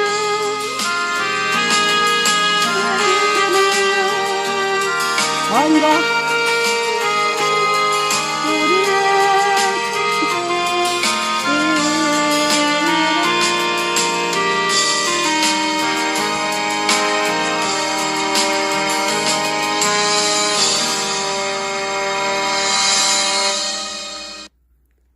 감사합니다. 너무 감사해요. 참 이 책을 꼭 다 읽어보고 싶다는 생각을 했기 때문에 좀 긴 내용이지만은 또 계속 하겠습니다. 갑자기 꺼질 때까지 나는 어디에서 와서 어디로 가는가? 신비한 인체 창조 섭리. 이제 또 61페이지 읽을 차례입니다. 이렇게 또 해놓고 조금 전에 뭐가 제대로 안 돼가 지체를 하게 됐죠. 여기 있네요. 이렇게 해놓고 61페이지 5초 만에 단백질 합성 신묘 몸세포 100조 개나 복제 불가사의. 기능적인 측면에서 볼 때 DNA는 단백질 합성을 위한 정보의 저장고라고 할 수 있다. 그러면 어떻게 자기의 정보를 핵 밖에 있는 단백질 합성 공장인 리보솜에 전달하느냐는 의문을 제기할 수 있다. DNA는 직접 전달을 하지 못한다. 다만 자기가 갖고 있는 정보를 mRNA 형태로 바꾸어 이 과정을 전사라고 함. 이 전령으로 하여금 그때그때 필요에 따라 리보솜으로 보내어 단백질을 합성하게 되는 것이다. 이 mRNA가 합성될 때는 DNA를 주형으로 하여 RNA 중합 효소에 의해서 이루어진다. 세균 감염으로 생기는 염증을 치료하기 위해 사용하는 항생제 중 액티노마이신, D나 리팜피신 등은 바로 이 효소의 작용을 저해하는 물질들이다. 즉, 이 효소들의 작용이 저해되면 DNA에서 화살표에서 mRNA 과정이 차단되며 생존에 필요한 각종 단백질 합성이 이루어지지 않아 세균들은 죽게 되는 것이다. 갖가지 생물 학성과 종의 특이성을 갖게 하는 단백질이 어떻게 생체 내에서 합성되어지는가? 이에 대한 해답은 생화학의 역사 가운데 최대 난제의 하나였다. 불과 50년 전만 하더라도 이에 대한 실마리조차 찾지 못했다. 그러나 오늘날에는 많은 것이 알려져서 유전공학이라는 새로운 첨단 과학 분야까지 탄생하기에 이르렀다. 유전공학을 한마디로 정확하게 정의하기는 어렵지만 간단히 말해서 성장 호르몬, 인슐린과 같은 생체 내에서 중요한 기능을 갖는 단백질을 시험관에서 만들어내는 기술이라고 할 수 있다. 여기에 관해서는 추후 다시 이야기하기로 하고 단백질 합성이 어떻게 이루어지는가 간략히 살펴보기로 하자. 하나의 단백질이 합성되기 위해서는 300여 종의 각기 다른 거대 분자가 협력을 해야 하기 때문에 결코 간단한 과정이 아닌 복잡한 과정을 통해서 이루어진다. 그러나 이런 복잡성에도 불구하고 일사불란하게 단백질은 상상을 초월하는 매우 빠른 속도로 만들어진다는 사실이다.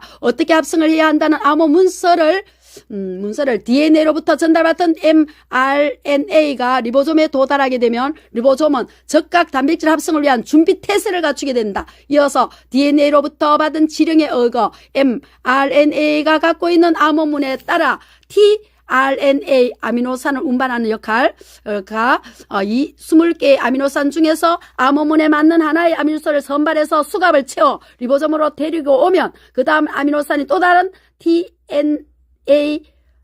tRNA로 이끌려 온다. 그러면 이어 리보솜 네어선 첫 번째 이끌려온 아미노산에 두 번째 들어온 아미노산이 연결되는 작업이 이루어지게 된다. 이 일이 이루어지고 나면 tRNA가 또 다른 아미노산을 물고 들어오고 이미 두 개의 아미노산이 연결되어 있는 것에 세 번째 아미노산이 연결되는 일련의 연속적인 작업이 그야말로 눈 깜짝할 사이 일어난다. 100개의 아미노산으로 이루어진 단백질을 합성하는데 불과 5초밖에 걸리지 않는다고 하니 이 복잡한 과정이 얼마나 신속히 이루어지는지 가히 짐작이 가고도 남으리라. 아미노산 100개 순식간 연결, 유전 암호 64개 해독, 생명 열쇠. 1975년 이스라엘로 유학을 가서 단백질 생합성에 관한 강의를 듣고 공부를 하면서 이런 일이 과연 우연히 일어날 수 있을까를 심각하게 반문하고 골똘히 생각했던 적이 있다. 그전까지만 해도 학교에서는 우리 인간이 우연히 오랜 세월에 걸쳐서 진화되었다고 배웠고 아무 비판 없이 당연한 것으로 받아들였다. 또한 과학적으로도 아무런 하자가 없는 것으로 알았는데 단백질 생합성 과정을 공부하면 할수록 복잡하지만 그 속에는 정교한 너무나도 정교한 규칙과 질서가 있고 결코 우연이나 오랜 세월에 의해서가 아니라는 것을 알게 되었다. 그러나 내 마음 한구석에 계속 이 엄연한 사실을 부정하고 싶은 그 무엇이 꿈틀거리고 있었다. 하지만 이 갈등의 문제도 너무나 쉽게 해결되었다. 사실을 사실로 인정하고 내 입으로 고백하고 나니 갈등은 말끔히 사라지고 전에 느끼지 못한 평온함을 맛볼 수 있었다. 우리 인간이 이룬 과학의 업적 가운데 특히 생화학 분야에서 가장 갈목할 만한 것 중에 하나는 DNA가 갖고 있는 유전 정보의 암호문을 해독할 수 있게 되었다는 것이다. 즉 DNA가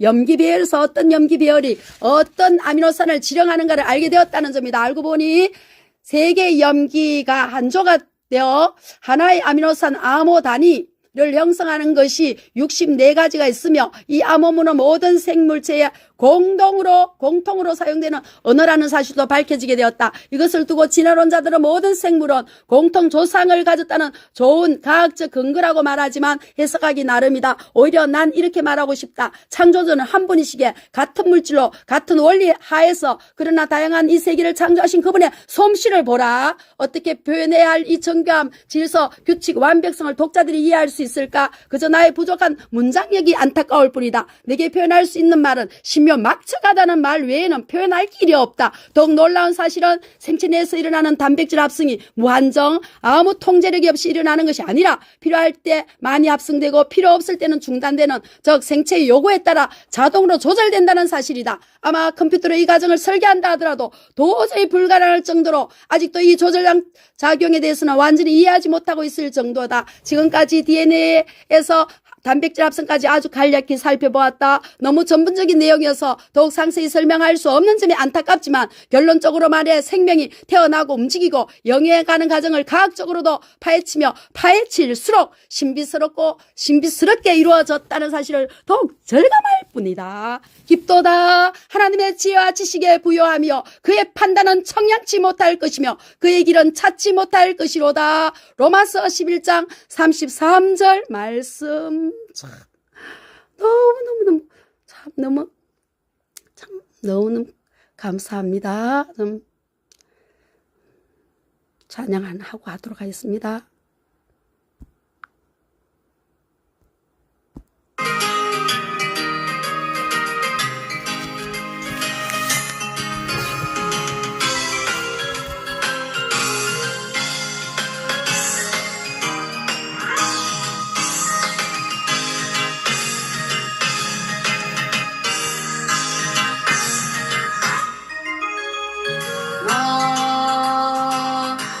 담장 너머로 뻗은 나무 가지에 푸른 열매처럼 하나님의 귀한 축복이 삶에 가득히 넘쳐날 거야.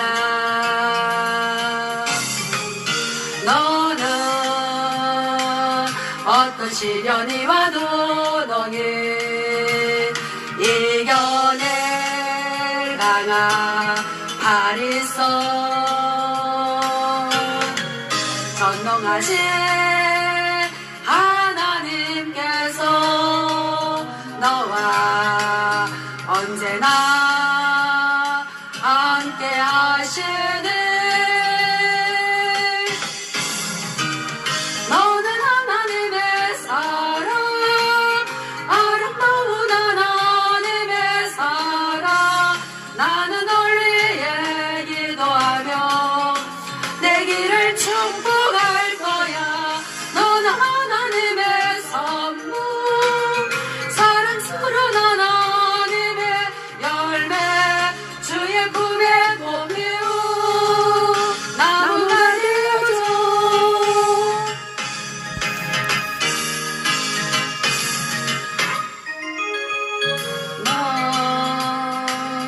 담장 너머로 뻗은 나무 가지에 푸른 열매처럼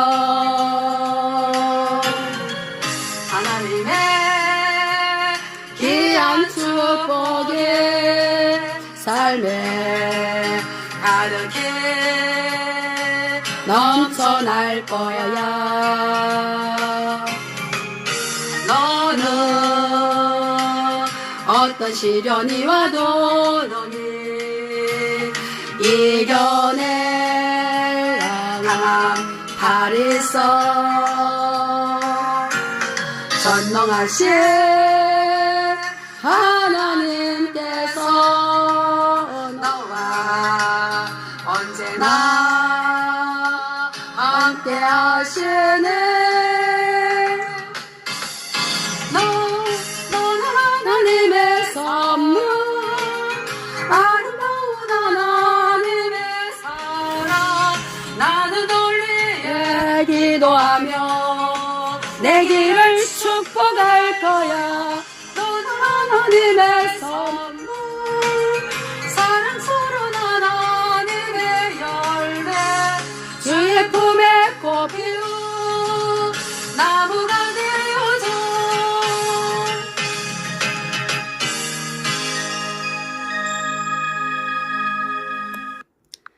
감사합니다. 너무너무 좋은 책. 이 책이 또 발견되어 가지고 이렇게 또 이렇게 되어서 너무 감사합니다.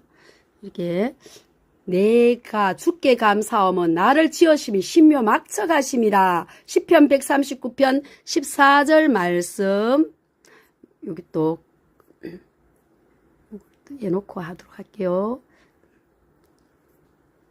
감사합니다. 응원해 주셔서 이렇게 해놓고 하도록 하겠습니다. 이제 67페이지 할 차례입니다. 무결함의 공학작품 골격구조. 신비한 인체의 창조 섭리. 하나님이 만드신 인체는 머리부터 발끝까지 어느 것 하나 오묘하지 않은 게 없지만 건축물에 있어서 철근에 해당하는 인체의 뼈대에 나타난 창조 섭리 역시 정말 놀라울 정도이다. 자동차 사고로 골반이 부서진 23살의 여성이 회복돼 결혼하여 출산까지 하는 사례를 보고 인간의 골격은 어떤 교란이나 마천루도 미치지 못하는 설계와 공학의 한상적 어우러짐이라고 어느 학자는 묘사했다. 튼튼한 집을 지으려면 우선 설계가 잘 되어야 하면 상식이고, 또한 설계가 잘 되었다 하더라도 설계대로 짓지 않으면 그 집은 오래가지 못한다. 얼마 전 아파트 건축 시에 소금기가 있는 바다모래를 그대로 사용했다고 해서 사회적 무리를 빚은 바를 잘 기억하고 있을 것이다. 그런 불량 레미콘을 사용했을 경우 결국 건물의 골격이 온전치 못해 허물어지게 된다. 그러나 우리 인체의 골격은 완벽한 설계는 물론 설계대로 완벽히 시공된 세상 그 어떤 건축물과도 비교할 수 없는 공학적으로도 완벽한 움직이는 건축물이라 해도 과언이 아니다. 뼈의 수는 대략 손톱과 발톱 그리고 강하게 압박받는 부분에 있는 힘줄 따위에 묻힌 깨알같이 작은 종잣뼈를 제외하고도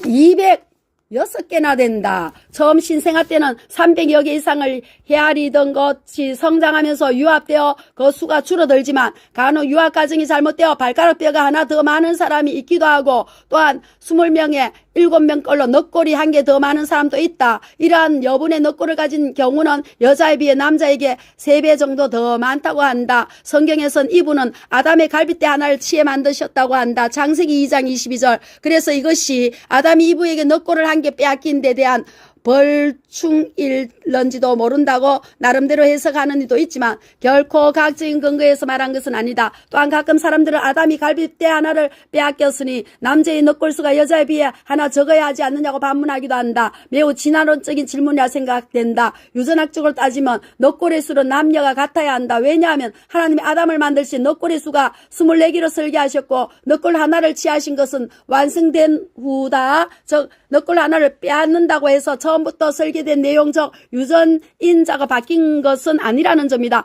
이것은 마치 사고로 다리 하나가 잘려져 나갔다고 해서 다리 없는 자손이 생기지 않는다는 이치와 같은 것이다. 19세기 말려 독일 과학자 바이스만 는 교미하기 전에 생지의 꼬리를 잘라 꼬리 없는 생지를 만들어 보려고 20세대에 이어 교배를 실시하였지만 마지막 세대까지도 그들의 조상과 똑같은 길이의 꼬리를 가진 생지가 태어났다. 오늘날에 있어서 이와 같은 사실은 그렇게 놀라운 일이 아니다. 후천적으로 획득된 형질이 유전되지 않는다는 것은 이미 과학적으로 밝혀진 사실이다. 대개 뼈는 그 형태에 따라 긴 거, 짧은 거, 평평한 거, 울퉁불퉁한 것 네 가지로 분류되며 치수는 실로 가지가지여서 길이 50cm, 직경 2.5cm 이상 되는 가장 강력한 뼈인 대퇴골 같은 큰 뼈로부터 손목에 있는 쪼개진 작은 완두콩 모양의 평골까지 실제로 다채롭다. 그러나 치수나 형태가 어떻든 모든 뼈는 저마다의 특수한 요구에 알맞게 만들어져 있다.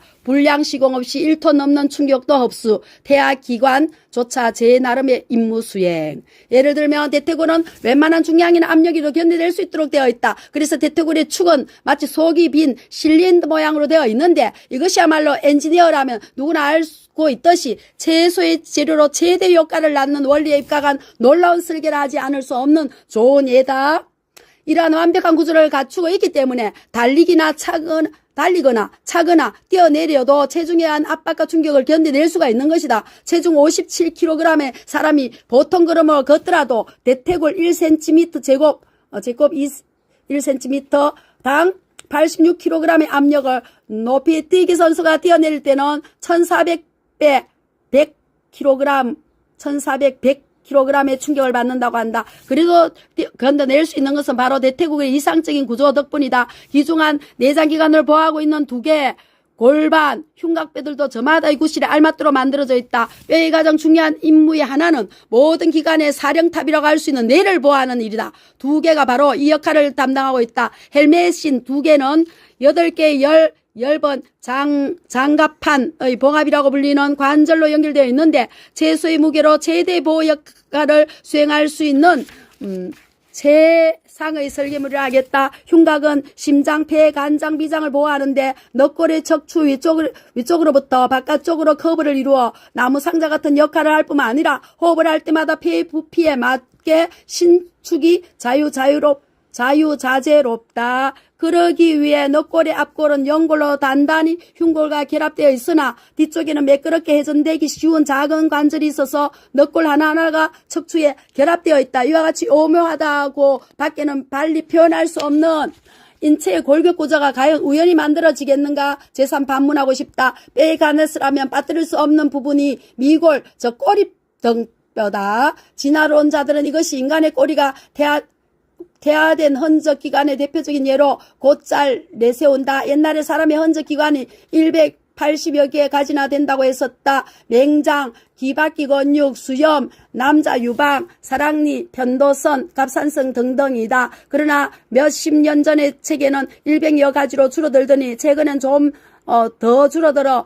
6개뿐이라고 말한다. 아무 쓸모없는 것을 알려진 것들이 의학과 과학이 발달되면서 연구해보니 모두 재기능이 있고 필요하더라는 결론이 내려진 것이다. 즉 어느 기관이 그 크기가 작다고 해서 또한 그 기능을 모른다고 해서 흔적기관이라고 부르고 진화의 증거라고 주장하는 것은 터무니없는 억지라고 하지 않을 수 없다. 꼬리 등뼈도 마찬가지다. 물론 이 꼬리 등뼈가 없다고 해서 생명에 지장이 있는 것은 아니다. 다리와 아래의 뒷근육을 연결시켜주는 비록 미미한 역할일망정 나름대로 역할을 하고 있음에 틀림없다. 어쩌면 우리가 아직 잘 모르는 기능이 있을 수도 있다. 꼬리 등뼈가 흔적기관이 아니라는 사실은 하석이 증명해준다. 만약 원숭이에서 사람이 진화되었다면 꼬리의 길이가 점차 짧아진 진화 과정이 나타나는 하석이 발견돼야 하는데 전혀 없다는 사실은 무엇을 의미하겠는가? 나라는 생명체를 구성함에 있어서 심장이나 뇌 같은 기관만으로 되는 것은 결코 아니다. 심장과 뇌에서부터 꼬리, 등뼈 등 머리카락 하나에 이르기까지 그 모든 것들이 합쳐서 나라는 완전한 개체를 형성하는 것이다. 국가의 기관도 마찬가지다. 중앙정부가 있고 지방정부가 있고 대통령이 있는가 하면 지방 말단 공무원이 있다. 말단 공무원 한 명쯤 없다고 나라가 안 되는 게 아니냐며 그 사람의 존재 여부를 운운하는 것이나 다름이 없다. 비록 나의 모습이 초라하고 역할이 작아 보인다 하더라도 이 사이를 이루는 구성원이 일원임을 부인할 리가 누가 있겠는가? 예수님이 큰 자만을 위해서 오신 것이 아니라 오히려 작고 작은 자를 위하여 잃어버린 자를 위하여 오셨다는 사실이 더욱 감사할 따름이다. 8개 봉합, 채소 재료 최대 효과, 대퇴골 중압 견디는 완벽한 실린더. 하지만 인류의 기원을 이해할 때 진화론적 견해는 사람의 물리적 상태, 예로서 형태학적 특징이 동물들과 크게 다를 바 없음을 강조하는 반면 창조론적 견해는 동물과 같은 일반적 생리 원리 위에 사람만이 갖는 독특한 특성이 있음을 강조한다. 즉 사람과 동물 사이에서 볼 수 있는 특이한 골격의 형태학적 차이점은 사람만이 직립보행을 하기 때문에 직립보행에 적합한 독특한 골격 구조를 갖추고 있다는 점이다. 그 한 예로 사람과 침팬지의 골반 구조를 비교해보면 직립보행을 할 수 있는 사람의 골반은 훨씬 더 넓어서 서 있을 때 다리뼈를 통해 발에 몰리는 체중의 하중을 반감시키면서 내장을 받들어 줄 수 있게 설계되어 있을 뿐만 아니라 서서 걸을 때 큰 근육이 붙어 있을 수 있도록 독특한 구조를 갖고 있다. 다시 말해 네 발로 걷는 동물은 네 발로 걷기에 적합한 골반 구조를 직립보행하는 사람은 직립보행하는데 가장 알맞은 형태로 돼 있으며 결코 서로 대체될 수 없다는 점이다. 마치 소형차는 낮은 차체에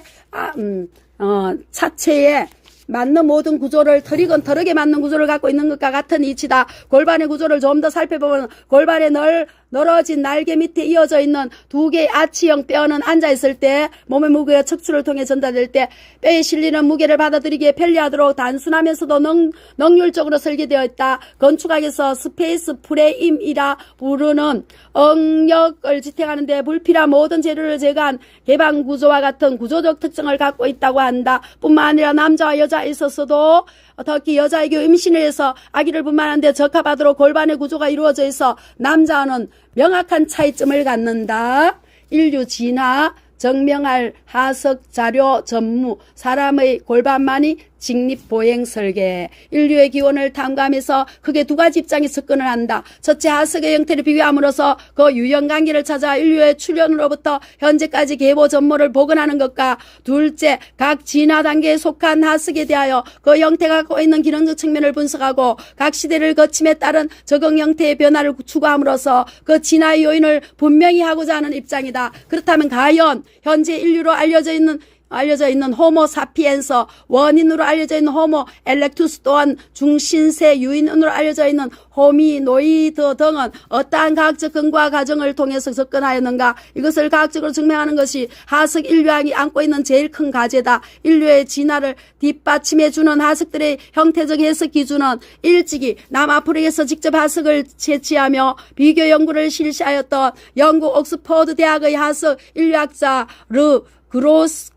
그로스 클라크의 인류 하석의 판정 과정에 따른다. 그 기준을 요약하면 진화 과정 중에 인간은 직립보행하며 내용적이 크고 송곳니가 태아되는 등의 커다란 특징으로 설명된다. 그러나 분명한 사실은 현재까지 인류의 직립보행의 진화 과정을 완전하게 보여주는 하석상의 증거는 전혀 없을 뿐만 아니라 또한 인류의 시초라고 알려져 있는 구인년 및 원시 인류의 모든 전체상을 담은 하석도 발견된 적이 없다는 것이다. 또한 익히 알려져 있는 모두가 여기저기 흩어져 있는 부분들을 그것도 대부분의 대퇴부나 턱뼈 또는 두개골의 형태만을 가진 하석들을 수집하여 상상으로 추정한 것들로 과학적인 증거나 명확한 근거가 없는 것들임을 아는 사람들은 그리 많지 않다. 설령 알고 있다 하더라도 진화론을 가르치고 주장하는 자들은 이 부분에 관해서 이야기를 하지 않는다. 그래서 인류의 진화 과정을 설명하는 학술은 학자들 사이에 많은 차이점이 있을 수밖에 없다. 현재 사용하고 있는 고등학교 생물 교과서에 있는 인류의 진화 과정을 나타내는 인류의 계보를 보면 연대와 경로 등의 큰 차이가 있음을 쉽게 발견할 수 있다. 오늘날까지 여전히 교과서에 가르치고 있고 어쩌면 지금 대학 입시 학력 고시를 위해 외우고 있을 자바 원인에 대해 살펴봄으로써 우리가 그동안 얼마나 진화론에 세뇌되었으며 일방적인 가르침을 받아왔는가를 알아보기로 하겠다. 네덜란드의 외과 의사였던 듀보아는 인류의 기원적 진화적 기원에서 빠진 고리는 동부 인디에서 발견되리라고 믿고 잡으러 가서 조사를 시작했다. 1891년에 트리닐 마을 가까이 있는 솔로강 언덕에서 두개골 뒷부분을 발견하고 약 1년 후 두개골 윗부분이 발견된 곳으로부터 15m 떨어진 곳에서 대퇴골을 발견하고 그의 같은 때에 두 개의 어금니와 하나의 암 어금니를 발견해서 이것들을 모아 1895년 라이덴에서 열린 국제동물학회에 이것이 직립원일 화석이라고 발표했다. 이 발표는 당시 학자들 사이에 많은 논란을 불러일으켰다. 사실 두부아는 그것들이 발견된 곳과 가까이 있는 와드잭에서 현 인류의 두개골 용적을 조금 넘는 1550에서 1650cc의 두개골 두 개를 발견한 사실을 숨겼던 것이다. 사실이 함께 보고했다면 그가 발견한 자바원인은 결코 빠진 고리아석으로 인정을 받을 수 없음을 너무나 잘 알고 있었기 때문이다. 1922년 비슷한 것이 다른 사람들에 의해 발견되었다 발표되자 비로소 두보아는 와드잭 두개골을 감추고 있었다는 사실을 밝혔을 뿐만 아니라 그가 죽기 전 그가 발견한 자바 원인은 단지 커다란 긴 팔 원숭이에 불과하다고 고백했다. 그러면 왜 이렇게 분명히 밝혀진 사실임에도 불구하고 여전히 증명된 사실인 것처럼 교과서의 한쪽을 차지한단 말인가? 이유는 단 한 가지. 창조주 하나님이 없다는 가정하에서 설명을 하려고 하다 보니 부족하고 궁색한 자료지만 억지라도 제시할 수밖에 없었다. 비단 자바원인뿐만 아니라 오스트랄로피테쿠스,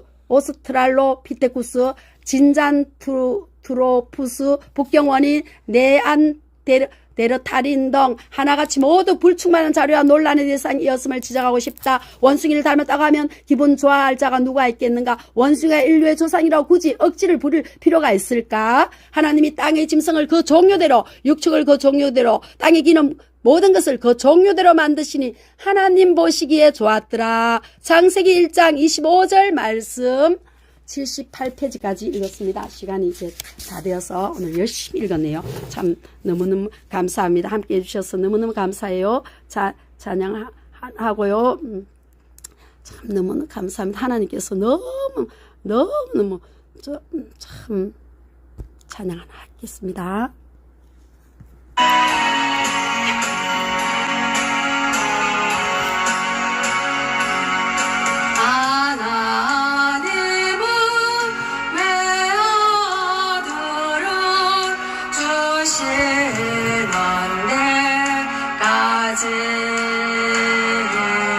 세상 사랑하는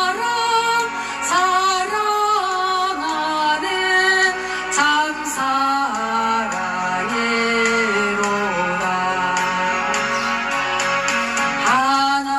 하나님은 사랑이라 죄악에 빠졌던 우리까지 사랑하는 참 사랑 아닌가. 하나님은 배반하고 멀리 떠나 우리 원수같이 대적하나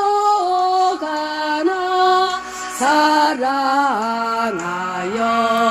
주네. 아버지 감사합니다. 하나님은 사랑이라 죄악에 빠졌던 우리까지 사랑하는 참 사랑 아닌가. 세상 죄를 사시려 우리 죽음 대신 성자 예수 십자가에 고난 받으셨네. 하나님은 사랑이라 죄악에 빠졌던 우리까지 사랑하는 참 사랑 아닌가. 이 사랑에 감사하여 주께 나오라. 고난 영혼 주께 맡겨 구원을 얻어라. 하나님을 사랑해라. 죄악에 빠졌던 아버지 감사합니다.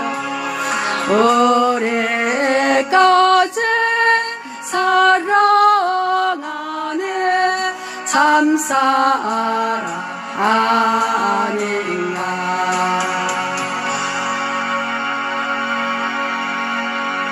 참 너무너무 감사합니다. 참 자꾸 배터리가 자꾸 꺼질 잠깐만요. 이렇게 끄고 이렇게 해놓고 참 오늘 신비한 인체 창조 섭리 읽다가 갑자기 뜨거워가지고 다 꺼져버렸어요. 딱 꺼져버가지고 다시 실방을 열었기 때문에 그 앞부분에 보시려면 다시 영상을 올릴 테니까 두 개를 동시에 보시면 좋겠습니다.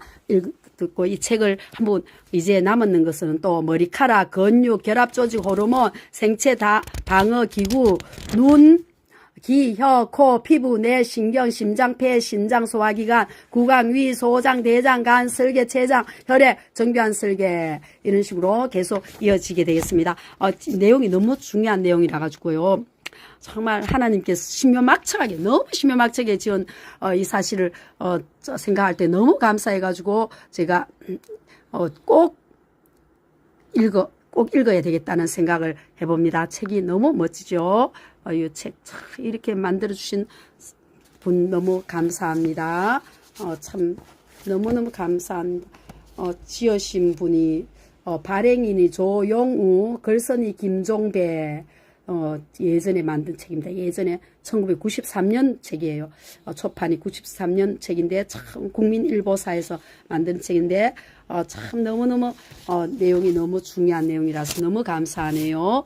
여러분 이렇게 와주신 여러분 인사 좀 드릴게요. 찐팬님들 오셨네요. 험하나 집사님, 마리아 아그스타님 가프레슈, 별이 참 예쁘다님 감사합니다. 우리 험하나 집사님 감사합니다. 승리는 귀엽님, 토요일 2시 시방하시고 슬픈 보수님 감사합니다. 매니티브 스타님 감사합니다. 유성또또방 실장님 토요일 12시 감사합니다. 또 쭉 올라가 볼게요. 감사합니다. 보스님 한량 나그네님 감사합니다. 현수관 여인티브님 감사합니다. 더 이상 안 올라갔네요. 좀 막히쁘네요. 참 너무너무 감사합니다. 늘 응원해 주시고 함께 해주신 여러분들 인사 못 드려도 나중에 한번 다 살펴보도록 하겠습니다. 감사합니다. 또 제 방으로 또 보시고 카톡에서도 쫓아내지 않으시고 싫어하지 않으시고 또 보시는 여러분들 저 열심히 책을 읽어가지고 독서를 하면 얼마나 좋잖아요. 일본 사람들은 그래 독서를 많이 한다 하는데 우리나라 사람들은 독서를 별로 안 한다 하잖아요. 독서 이렇게 읽어준 독서 얼마나 좋아요. 저도 또 유익하고 여러분 또 일을 해가면서 또 들을 수가 있으니까 얼마나 좋아요. 일을 해가면서 설거지 해가면서 들을 수가 있고 그렇게 할 수 있으니까 얼마나 좋습니까? 정말 너무너무 감사합니다. 너무 좋아가지고요. 참 하나님 이렇게 천지만물을 심요막측하게 우리 천지만물 만드시고 우리 인체를 막 심요막측하게 너무 신기하게 만드신 하나님께서 또 이렇게 좋은 귀한 말씀을 또 이렇게 하시잖아요. 너는 마음을 다하여 여호와를 의뢰하고 내 명철을 의지하지 말라. 너는 범사의 그를 인정하라. 그리하면 내 길을 지도하시리라. 잠언 3장 5절에서 6절 말씀 이렇게 딱 하나님께서 이렇게 딱 해주신다 아닙니까? 정말 얼마 그리고 이 십자가의 도가 멸망하는 자들에게는 미련한 것이요 구원을 받는 우리에게는 하나님의 능력이라. 하나님의 능력이죠. 참 멸망하는 자들이 미련하고 아이고 좀 헛소리 삐약삐약거린다 하면서 저 진화론을 주장할지 몰라도 좀 하나님 참 신묘막처가 천문학자들 다 인정한다니까 하나님은 우리의 피난처시요 힘이시니 한난 중에 만날 큰 도움이시라. 시편 46편 1절 말씀 참 고난의 유익이라 했잖아요. 이제 마지막으로 이 찬양 하나 하고 마치도록 하겠습니다. 이 찬양을 제가 100번 또 넘게 불렀던 찬양이죠. 이 찬양 정말 너무 힘들고 어려울 때 이 찬양 힘들고 괴롭고 외롭고 힘들 때 이 찬양 크게 많이 불러보세요. 이제 안 보고 부를 수 있는 사람이 되었으면 좋겠습니다. 참 힘이 됩니다. 최용도 목사님은 확실히 뭐가 달라요. 너무 깊이가 있는 찬양 해가지고 얼마나 힘이 되는지 모릅니다. 같이 크게 불러봅시다.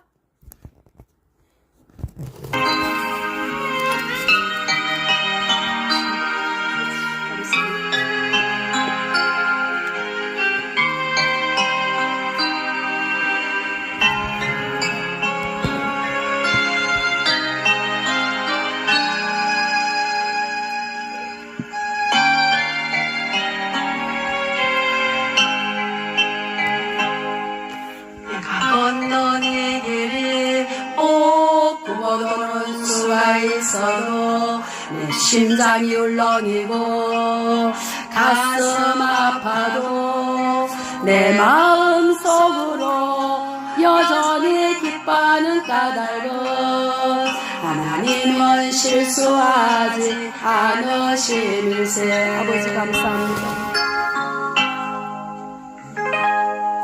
내가 세운 계획이 곧 빗나갈지 모르며 나의 희망 덧없이 쓰러질 수 있지만 나 여전히 인도하시는 주님을 신뢰하는 까닭은 주께서 내가 가야 할 길을 잘 아심일세. 아버지 어두운 밤 어둠에 깊어 나를 다시는 박지 않을 것 같아 보여도 아버지 내 신앙 부여잡고 주님께 모든 것 맡기려니 하나님을 내가 믿음일세.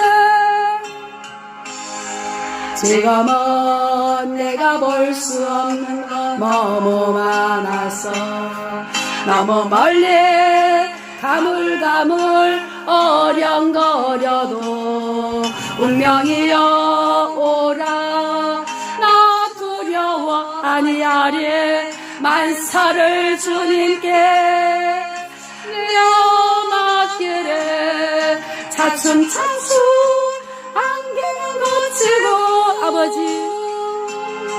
하나님 지으신 빛은 뚜렷이 보이리라. 가는 길이 온통 어둡게만 보여도 하나님은 실수하지 않으신다네. 아버지 감사합니다. 차츰차츰 안개는 걷히고 하나님 지으신 빛은 뚜렷이 보이리라. 가는 길이 온통 어둡게만 보여도 하나님은 실수하지 않으신다네.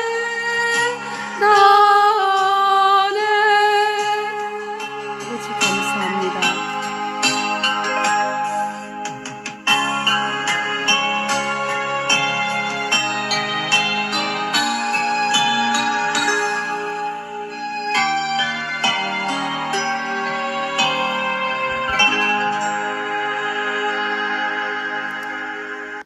감사합니다. 지금 이 썸네일을 요렇게 해가지고 여기다 글자를 했어요. 1번하고 2번을 적어야 되겠어요. 1번은 실방하다가 꺼졌기 때문에 그 1번 지고 요거는 2번으로 이렇게 적어야 되겠습니다. 그렇게 해서 처음 보시는 분은 1번 먼저 들으시고 또 2번 들으시고 이렇게 해야 되겠다는 생각해 봅니다. 저 신비한 인체 창조 섭리 제가 3시에 일어나가지고 1시간 정도 녹음했어요. 열심히 녹음했습니다. 이렇게 또 목이 또 계속 실제적으로 하면 좀 힘들까 싶어서 녹음을 좀 해가지고 했고 두 번째 또 생방송으로 이렇게 했습니다. 이렇게 해가지고 위에다가 1번, 2번 딱 적어가지고 신비한 인체 창조 섭리 글자를 크게 해가지고 이렇게 썸네일로 방영을 해야 되겠습니다. 제가 새벽에 너무 많이 먹은 것이 있었어요. 들기름 어떤 식으로 드세요? 작은 스푼으로 아침에 드세요. 들기름이 좋다 하지요. 들기름은 팔팔 끓이지 말고 덜 끓여야 되겠죠. 심신이 아픈 분들 큰 통증 아픈 고통 없이 빠른 회복 말끔 완쾌 간절히 기도합니다. 슬픈 보수님 감사합니다. 비가 내리고 있습니다. 비가 밖에서 계속 내리고 있네요. 들깨기름 생기름 땡큐. 감사합니다. 이제 들어가도록 하겠습니다. 참 너무너무 감사해요. 늘 함께 해주시고 그러니까 너무 감사합니다. 이렇게 요것도 하나 딱 해놔야 되겠어요. 사랑하는 자여 내 영혼이 잘된 같이 내가 범사에 잘되고 강건하기를 내가 간구하노라. 요한 3서 1장 2절 우리는 짐승이 아니고 그냥 짐승처럼 그러니까 우리는 영혼을 가진 존재. 인체도 신묘 막측하게 지었지만 영혼을 가진 존재예요. 영혼을 가진 영혼이 잘된 같이 범사가 잘되고 강건하기를 내가 간구하노라. 영혼이 잘되게 해서 영혼의 양식을 묻어야 되겠지요. 영혼의 양식이 뭡니까? 하나님 말씀이잖아요. 하나님 말씀을 묻고 살아야지 영혼의 양식을 안 묻고 살면 마음이 허해가지고 아무리 좋은 것 갖추고 있어도 마음이 허해가 구천을 떠돌아다닌다. 안캅디가 구천이 요즘 현대판 구천이 어디라 하면 백화점이라 하잖아. 백화점에 막 떠돌아 몇 바퀴를 돌아다니면서 허해가지고 왔다 갔다 돌아다니면서 구경하고 막 그리 돌아다니는 그런 세월을 보내고 그러잖아요. 우리 영혼이 잘 되면은 범사가 잘 되고 강건해진다고 우리 영혼이 잘 되는 여러분과 저가 되었으면 좋겠습니다. 감사합니다. 우리 또 고강욱 목사님 모시고 너무 감사합니다. 함께 해주셔서 감사합니다. 이제 들어가도록 하겠습니다. 오늘도 행복하세요. 감사합니다. 사랑하고 축복합니다. 안녕. 짠.